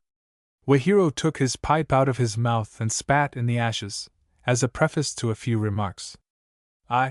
He grunted. "I cocked em ears up and dunched owl Jamie when Armstrong said that. Jamie can hear it, so I whispered to himself, begorra, if a wee fella turns up when Antrim turns him out it's little credit to Antrim I'm thinkin'." Anna laughed and Jamie, putting his hand behind his ear, asked, "What's that? What's that?" The name and remarks of the gentleman who seconded the vote of thanks were repeated to him. "Ha ha ha!" he laughed as he slapped me on the knee. Well, if that wouldn't make a brass monkey laugh. "Say," he said to me, "do ye mind night ye come home covered wi' clabber?" "Wisht," I said, as I put my mouth to his ear. "I only want to mind that he had 3 very beautiful daughters." "Did ye ever spake to any o' them?" Jamie asked. "Yes." "When?" "When I sold them papers." "Ha ha, a halfpenny connection, eh? It's better to mind 3 fine things about a mon than 1 mean thing, Jamie," Anna said. "If both o' yes on me I'm bait," he said. "Stop your palaver and let's have a story o' VTH war YTH Nagars in Egypt," Mrs. Hurl said. "Aye, that's right," one of the Gaynor boys said. "Tell us what Queen give ye a medal fur." They wanted a story of blood, so I smeared the tale red. When I finished, Anna said, "Now tell them, dear, what ye tuck shillin' fur." "You tell them, mother." "Ye tuck it to fight ignorance and not nagars, didn't ye?" "Yes, but that fight continues." "Aye, with you, but—" Never mind, mother, I have taken it up where you laid it down, and long after." That was far as I got, for Jamie exploded just then and said, "Now get home, ivory one o' ye, and give us a minute why'em just for ourselves, will ye?" He said it with laughter in his voice, and it sounded in the ears of those present as polite and pleasing as anything in the domain of their amenities. They arose as one, all except Wahiro, and he couldn't, for Jamie gripped him by a leg and held him on the floor just as he sat. In their goodnight expressions, the neighbors unconsciously revealed what the lecture and the story meant to them. Summed up, it meant, "Sure, it's just wonderful you weren't shot." When we were alone with Wahiro, merry, wet, a pot of tea and warmed up a few ferrules of fadges. And we commenced. Little was said, but feeling ran high. It was like a midnight mass. Anna was silent, but there were tears, and as I held her in my arms and kissed them away, Jamie was saying to Wahiro, "Ye might take him for a danther out where ye broke when we first met ye, Willie." "Aye," Willie said. "I'm a own gaffer, I will that." I slept at Jamie Wallace's that night, and next morning took the danther, with Wahiro up the Dublin road past the Mount of Temptation, to the old stone pile that was no longer a pile, but a hole in the side of the road. It was a sentimental journey that gave Willie a chance to say some things I knew he wanted to say. "Do ye mind the purta sack trousers Anna made ye onct?" "Yes, what of them?" "Did ye ever think ye could get used to anything if ye wore forced to have nothing else for a while?" "What's the point, Willie?" "Sit down here a while and I'll tell ye." We sat down on the bank of the roadside. He took out his pipe, steel and flint, filled his pipe and talked as he filled. "Me and Jamie wore purta sack people, pretty damned rough, too, but your ma was a piece o' fine linen from day she walked down this road why your da till this minute when she's waitin' fer ye in the corner. Ivery Sunday I've gone in just to high a crack white, and d'ye know, boy, I got out o' that crack something good for week. She was I hell on sayin' words precisely, but me and Jamie wore too thick, and begorra she got used to purta sack words herself, but she was I fine linen just same. One day she says to me, "Willie," says she, "ye see people through dirty specks." "How's that?" says I, I don't know, says she, for I don't wear your specs, but I think it's just a poor habit over your mind. H per crather is made up of some good and much that isn't as good, and ye see only what isn't as good. Then she tell them something which she never told anyone else, cept your da, ovi course. Willie, says she, for 20 years I've seen th son ovi mon ivory day ovm life. How's that? Says I. I've more'n seen him. I've made tay for him, and broth on Sunday. I've mended his owl duds, washed his dirty clothes, shook his han, stroked his hair and said kind words to him. God Almighty, says I, you're going mad, Anna. She tuck her owl Bible and read to me these words. I mind them well. When ye do it to one o' these crathers ye do it to me. Well, me boy, I thunk over them words and would ye believe it, I begun to claim em specs. One day th dummy came along tm stone pile. Ye mind her, don't ye? The dummy was a harlot, who lived in the woods up the Dublin road in summer, and heaven only knows where in winter. Th dummy, Willie continued, came over to th pile and acted pretty gay, but says I, dummy, if there's anything I can give ye I'll give it, but there's nothing ye can give me. Ye break stones for a livin', says she. Aye, says I. What would ye do if ye wore a lone woman and couldn't get nothin' at all to do? I dunno, says I. I don't want to argufy or palaver why a dacent man, says she, but I'm terrible hungry. Look here, says I, I've got a dozen purtas I'm goin' to roast for 'em dinner. I'll roast 'em down there be that gate, and I'll lave ye 6 and a drink o' buttermilk. When ye see 'em lave th gate ye'll know your dinner's ready. God save ye, says she, may your meal barrel niver run empty and may your bread forever be rough cast why bother. I begun to swither when she left. Says I, we hero, is your specs clane? Can ye see th son o' mon and th dummy? Begorra, I dunno, says I to himself. I scratched em head and swithered till I thought em brains would turn to stone. Says I to himself at last, aye, deed there must be th spark there what Anna talks about. Just then I heard your mother's voice as plain as I hear em own now at this minute, and what do ye think Anna says? I don't know, Willie. So ye have th son o' mon tea dinner th day? Aye, says I. And given him your lavins. It was like a piece o' stone cut in the ball o' mi. It cut deep. I ran down th road and says I to th dummy, I'll tie a rag on a stick and when ye see em wavin' it come and take your dinner and I'll take what's left. I didn't wait for no answer, but went and did what I should.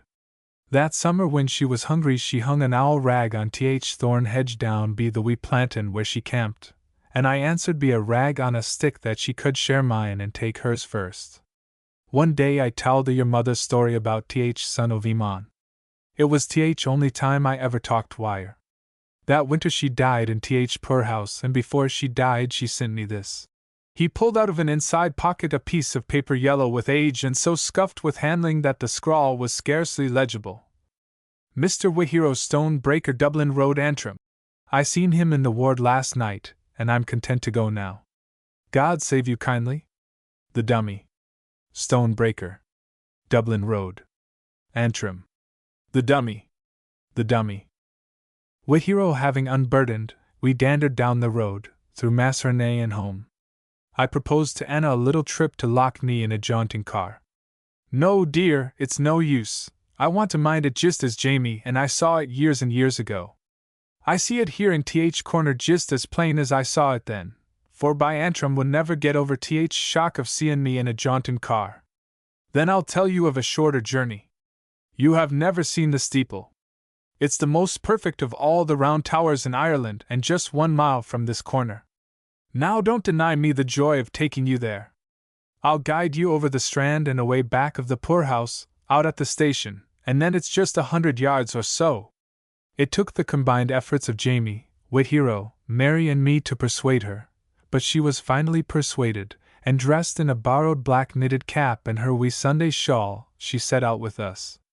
This is like a weddin', Jamie said, as he tied the ribbons under her chin. Oh, it's worse, dear. It's a circus and wakin' one, for I'm about dead and he's turned clown for a while. In 5 minutes everybody in Pogue's entry heard the news. They stood at the door waiting to have a look. Mattie McGrath came in to see if there was anything she could do. I Anna said, smiling. Ye can go over and tell all and Agnew where I'm goin' so she won't worry herself to death finned in out. She won't see ye, Jamie said. She'd see a fly if it lit within 100 yards of her. We went down the Kill entry and over the rivulet we called the Strand. There were stepping stones in the water, and the passage was easy. As we crossed, she said, Right here was first place ye ever came to see sun dance on water on Easter Sunday mornin'. We turned to the right and walked by the old burying ground of the Unitarian Meeting House and past Mr. Smith's garden. Next to Smith's garden was the garden of a cooper. I think his name was Farron. Right here, I said, is where I committed my first crime. What was it? She asked. Stealing apples. Aye, what a townful of criminals we had then. We reached the back of the poorhouse. James Gardner was the master of it, and going to Jamie Gardner was understood as the last march of many of the inhabitants of Antrim, beginning with Father Jack Welch, who was a sort of pauper primus inter pares of the town. As we passed the little graveyard, we stood and looked over the fence at the little boards, all of one size and one pattern, that marked each grave. God in heaven! She exclaimed. Isn't it fearful not to get rid of poverty even in death? I saw a shudder pass over her face and I turned mine away. 10 minutes later we emerged from the fields at the railway station. You've never seen Mr. McKillop, the station master, have you? I asked. No. Let us wait here for a minute, we may see him. Oh no, let's hurry on TTH steeple. So on we hurried. It took a good deal of courage to enter when we got there, for the far-famed Round Tower of Antrim is private property. Around it is a stone wall enclosing the grounds of an estate. The tower stands near the house of the owner, and it takes temerity in the poor to enter. They seldom do enter, as a matter of fact, for they are not particularly interested in archaeology. We timidly entered and walked up to the tower. So that's TH steeple. Isn't it fine? Aye, it's wonderful, but wouldn't it be nice to take our boots off and just walk around on this soft, nice grass on our bare feet? The lawn was closely clipped and as level as a billiard table. The trees were dressed in their best summer clothing. Away in the distance we caught glimpses of an abundance of flowers. The air was full of the perfume of honeysuckle and sweet clover. Anna drank in the scenery with almost childish delight. Do you think heaven will be as nice? She asked. Maybe. If it is, we will take our boots off and sit down, won't we?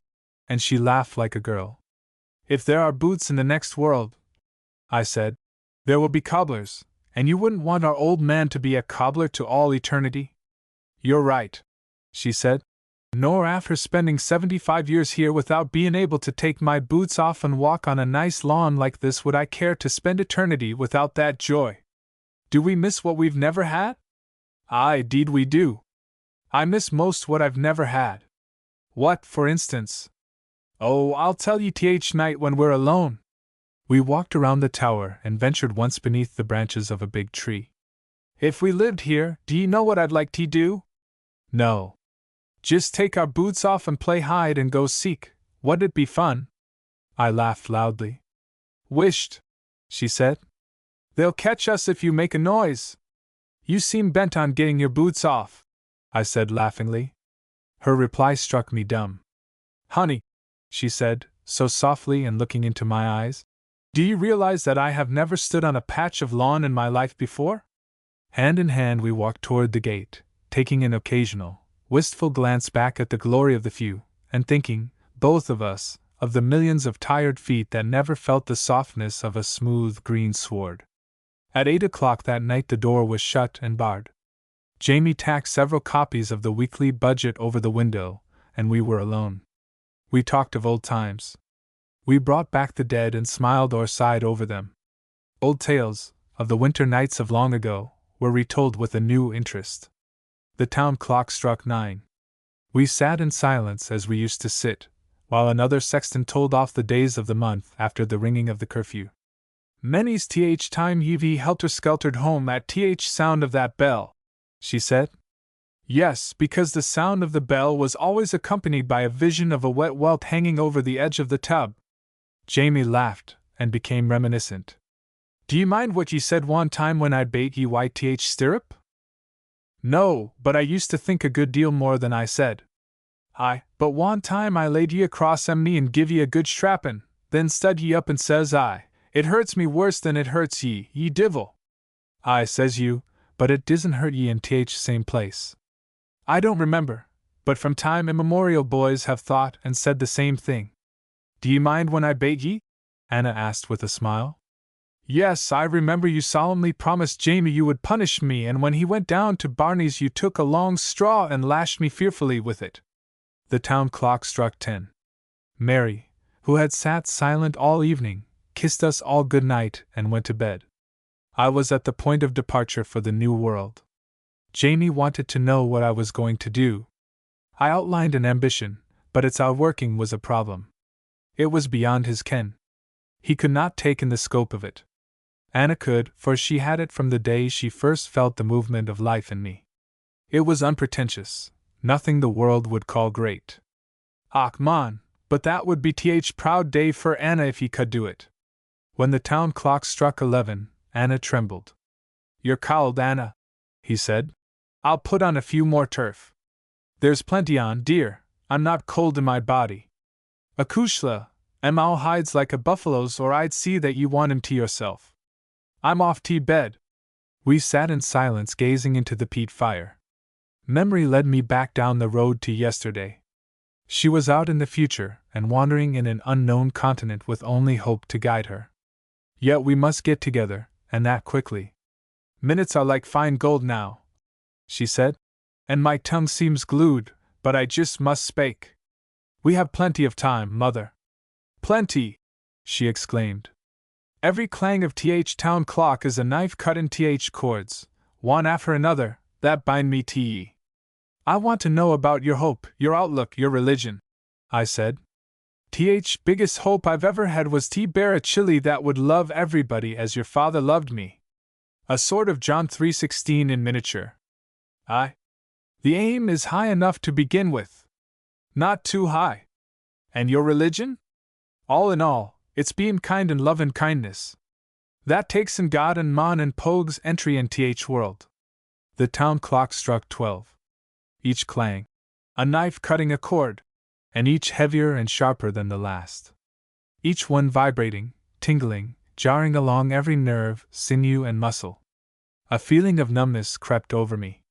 That's the end of life for me, she said slowly. There was a pause, longer and more intense than all the others. Maybe you'll get rich and forget. Yes, I shall be rich. I shall be a millionaire of love, but no one shall ever take your place, dear. My overcoat served as a pillow. An old quilt made a pallet on the hard floor. I found myself being pressed gently down from the low creepy to the floor. I pretended to sleep. Her hot tears fell on my face. Her dear toil-worn fingers were run gently through my hair.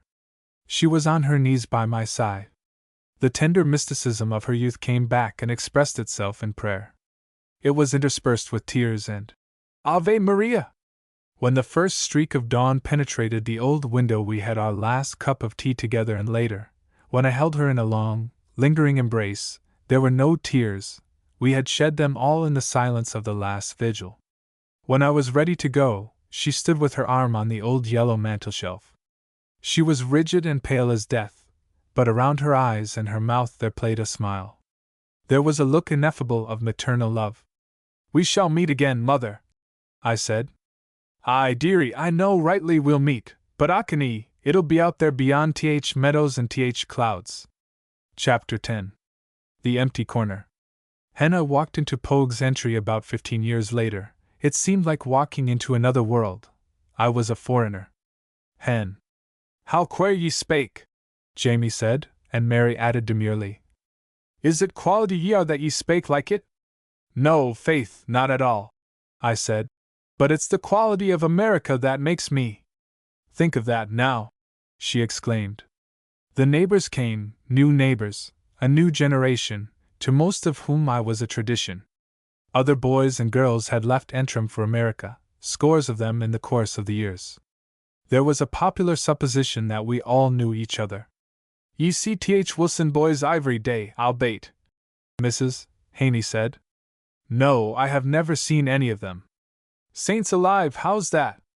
Because we live 3,000 miles apart. Well, sure that you'd be quite a danther. It didn't take you long to get a fortune, did it? Another asked. I never acquired a fortune such as you are thinking of. Anna said you were rich.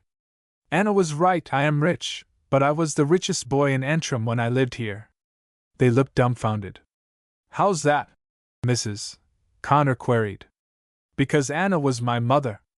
I didn't want to discuss Anna at that time or to that gathering, so I gave the conversation a sudden turn and diplomatically led them in another direction.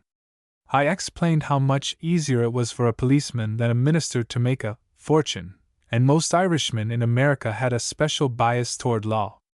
Jamie had grown so deaf that he could only hear when I shouted into his ear. Visitors kept on coming, until the little house was uncomfortably full. Wouldn't it be fine? I shouted into Jamie's ear. If Billy O'Hare or Whitehero could just drop in now. God save us all, he said. All days and all faces are gone forever. After some hours of entertainment, the uninvited guests were invited to go home. I pulled Jamie's old tub out into the center of the floor and, taking my coat off, said gently, Now, good neighbors, I have traveled a long distance and need a bath, and if you don't mind, I'll have one at once. They took it quite seriously and went home quickly. As soon as the house was cleared, I shut and barred the door, and Mary and I proceeded to prepare the evening meal. I brought over the table and put it in its place near the fire. In looking over the old dresser, I noticed several additions to the inventory I knew. The same old plates were there, many of them broken and arranged to appear whole. All holes, gashes, dents, and cracks were turned back or down to deceive the beholder. There were few whole pieces on the dresser. Great guns, Mary! I exclaimed. Here are 2 new plates and a new cup.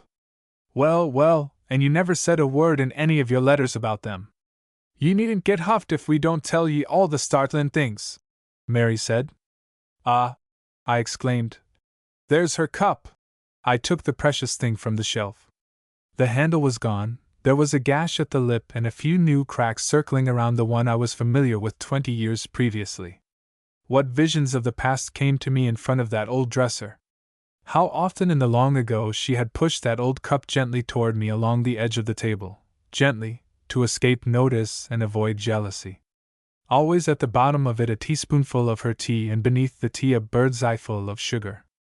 Each fairy picture of straggling tea leaves was our moving picture show of those old days. We all had tea leaves, but she had imagination. How we laughed and sighed and swithered over the fortunes spread out all over the inner surface of that cup. If ye stand there frontin' our poor old Delph all night, we won't have any tea at all, Mary said. The humor had gone from my face and speech from my tongue. I felt as one feels when he looks for the last time upon the face of his best friend. Mary laughed when I laid the old cup on a comparatively new saucer at my place. There was another laugh when I laid it out for customs inspection in the port of New York. I had a set of rather delicate after-dinner coffee cups.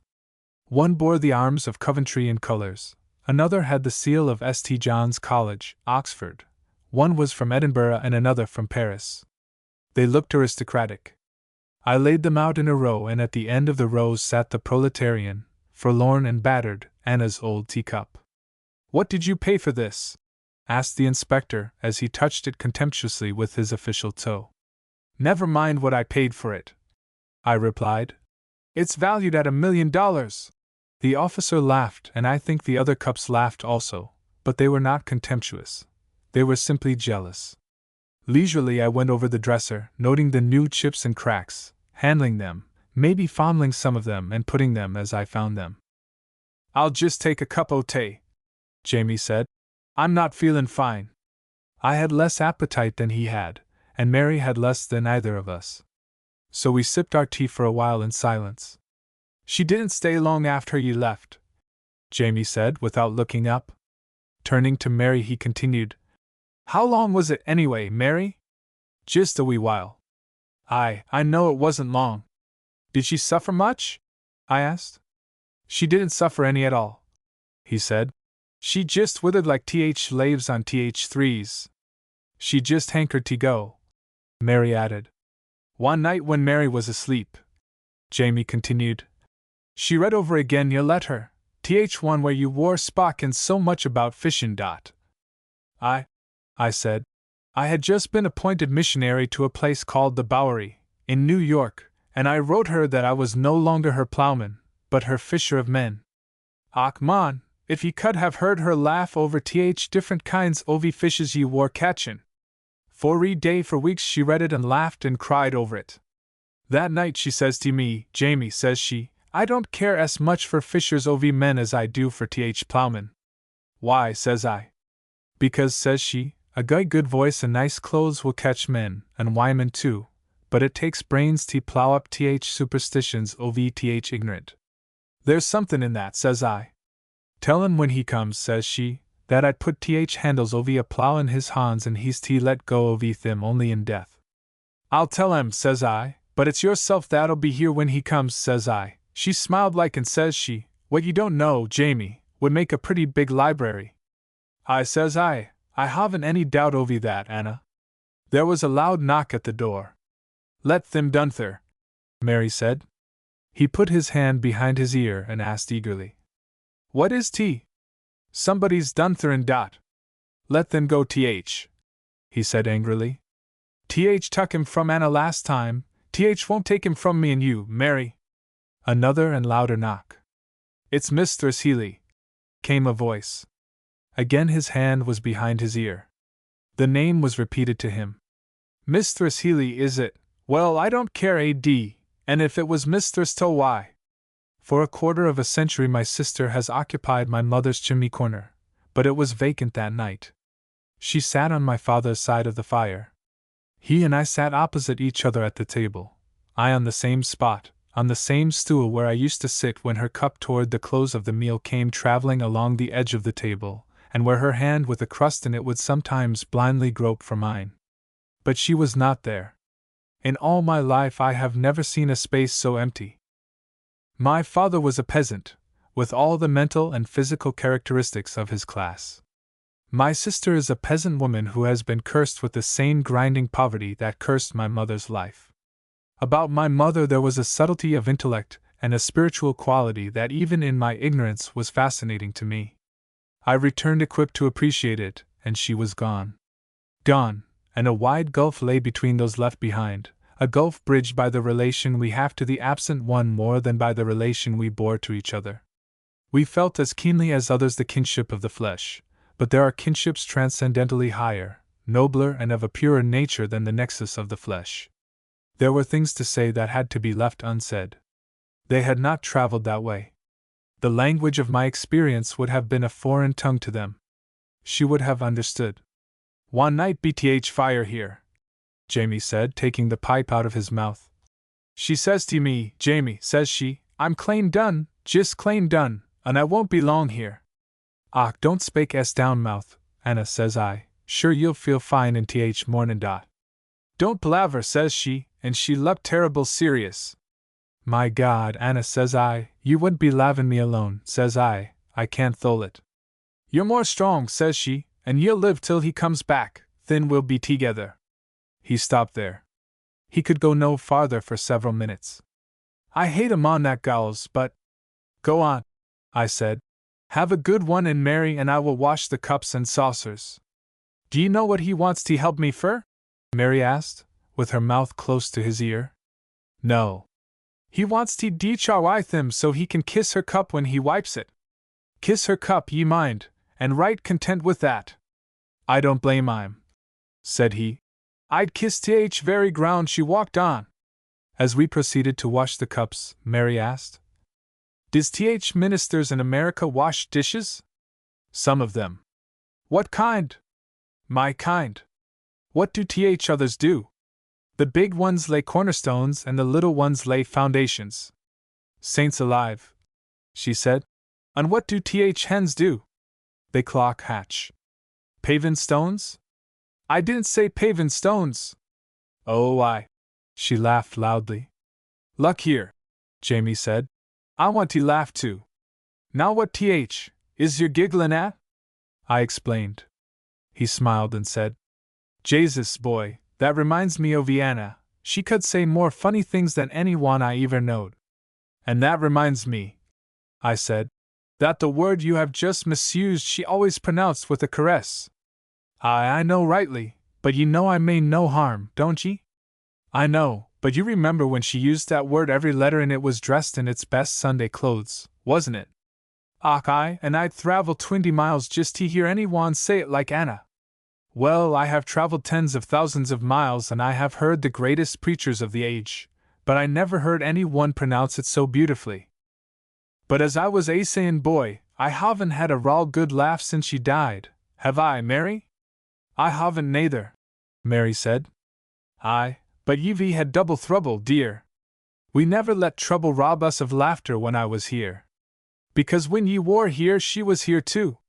In them days when trouble came she tear it to pieces and make fun o' vh piece, begorra. Ye might glower and glunch, but ye'd have to laugh before finish, sure ye would. The neighbors began to knock again. Some of the knocks were vocal and as plain as language. Some of them more familiar gaped in the window. He's he had his bath yet? Asked McGrath, the ragman. We opened the door and in marched the inhabitants of our vicinity for the second crack. This right of mine own people to come and go as they pleased suggested to me the thought that if I wanted to have a private conversation with my father I would have to take him to another town. The following day we went to the churchyard together, Jamie and I. Over her grave he had dragged a rough boulder and on it in a straggling, unsteady, amateur hand were painted her initials and below them his own. He was unable to speak there, and maybe it was just as well. I knew everything he wanted to say. It was written on his deeply furrowed face. I took his arm and led him away. Our next call was at Willie Witherow's stone pile. There, when I remembered the nights that I passed in my new world of starched linen, too good to shoulder a bundle of his old hammers, I was filled with remorse. I uncovered my head and in an undertone muttered, God forgive me. Great old boy was Willie, he said. Och, them were pretty nice times when he'd come in o' nights and him and Anna would argy. But they're gone, clane gone, and I'll soon be with him. I bade farewell to Mary and took him to Belfast, for a private talk. Every day for a week we went out to the Cave Hill, to a wild and lonely spot where I had a radius of a mile for the sound of my voice. The thing of all things that I wanted him to know was that in America I had been engaged in the same fight with poverty that they were familiar with at home. It was hard for him to think of a wolf of hunger at the door of any home beyond the sea. It was astounding to him to learn that around me always there were thousands of ragged, starving people. He just gaped and exclaimed, It's queer, isn't it? We sat on the grass on the hillside, conscious each of us that we were saying the things one wants to say on the edge of the grave. She spade I'd live to see ye, he said. She spade well, I answered. Night she died something wonderful happened to me. I wasn't as deef as I am now, but I was pretty deef. D'ye know, that night I could hear aciest whisper from her lips, I could that. She groped for Han. Jamie, says she, it's nearly over, dear. God love ye, says I. Aye, says she, if he'll just love me as ye've done it'll be fine, knowin' what a rough mon I'd been, I couldn't thole it. Road's been gay rocky and we've made many mistakes. I said, we've barged, scolded a lot, Anna, but we didn't mean it. No, says she, our crock o' love was niver drained. I brought a candle in and stuck it in sconce so as I could see her face. We might have done better, says she, but sich a wee house, so many children and so little money. We wore hard up, says I. We wore niver hard up in love, wore we? No, Anna, says I, but love doesn't boil kittle. Would ye rather have a boilin' kittle than love if ye had to choose? Och, no, not at all, ye know rightly I wouldn't. For by Jamie, we've given Antrim more'n such men as Lord Mosserenay. What's that, says I? A mon that loves purst crathers on earth and serves them. She had a good sleep after that. Jamie, says she when she awoke, was I ravin'? D'ye know, Anna, says I. I'm not ravin' now, am I? Acushla, why do ye ask such a question? Tell him I didn't like Fisher o' men, as well as Plowman. It's ACT catch them fish, it's hard to plow up ignorance and superstition. Tell him that for me, Jamie? Aye, I'll tell him, dear. You mind what I say to ye on th road to Antrim, Jamie? That love is enough. I tell ye again why my dyin' breath. I leaned over and kissed her, and she smiled at me. Ah, boy, if he could have seen that look on her face, it was like a picture of th virgin, it was that. Tell th child that there's only one kind of poverty, Jamie, and that's to have no love in th heart, says she. Aye, I'll tell them, manna, says I. He choked up. The next thought that suggested itself for expression failed of utterance.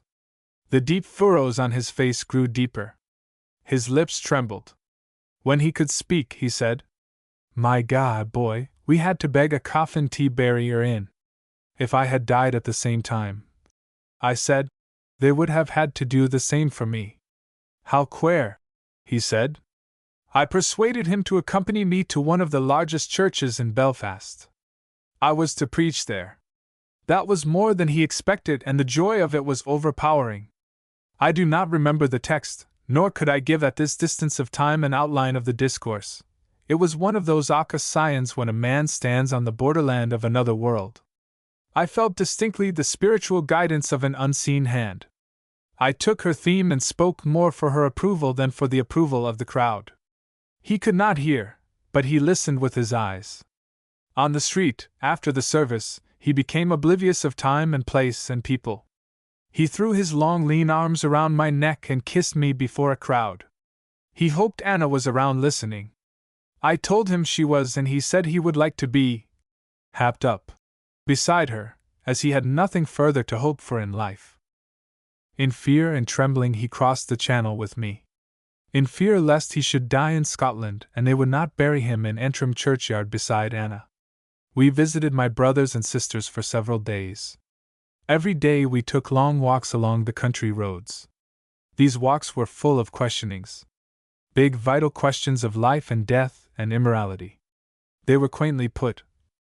There's a lot of balderdash about another world, boy. On your oath now, do ye think there is one? I do. If there is, would he keep me from Anna just because I've been kinda rough? I am sure he wouldn't. He wouldn't be S.D. niggardly, would he? Never. God is love, and love doesn't work that way. At the railway station he was still pouring in his questions. Do ye believe in prayer? Aye. Well, just ask sometimes that Anna and me be together, will ye? Aye. A little group of curious bystanders stood on the platform watching the little trembling old man clinging to me as the tendril of a vine clings to the trunk of a tree. We have just 1 minute, father. Aye, 1 minute. My God, why couldn't ye stay? There are so many voices calling me over the sea. Aye, that's true. He saw them watching him, and he feebly dragged me away from the crowd. He kissed me passionately, again and again, on the lips. The whistle blew. All aboard! The guard shouted. He clutched me tightly and clung to me with the clutch of a drowning man. I had to extricate myself and spring on board. I caught a glimpse of him as the train moved out. Despair and a picture of death was on his face. His lips were trembling and his eyes were full of tears. A few months later they lowered him to rest beside my mother. I want to go back some day and cover them with a slab of marble, on which their names will be cut, and these words: The End.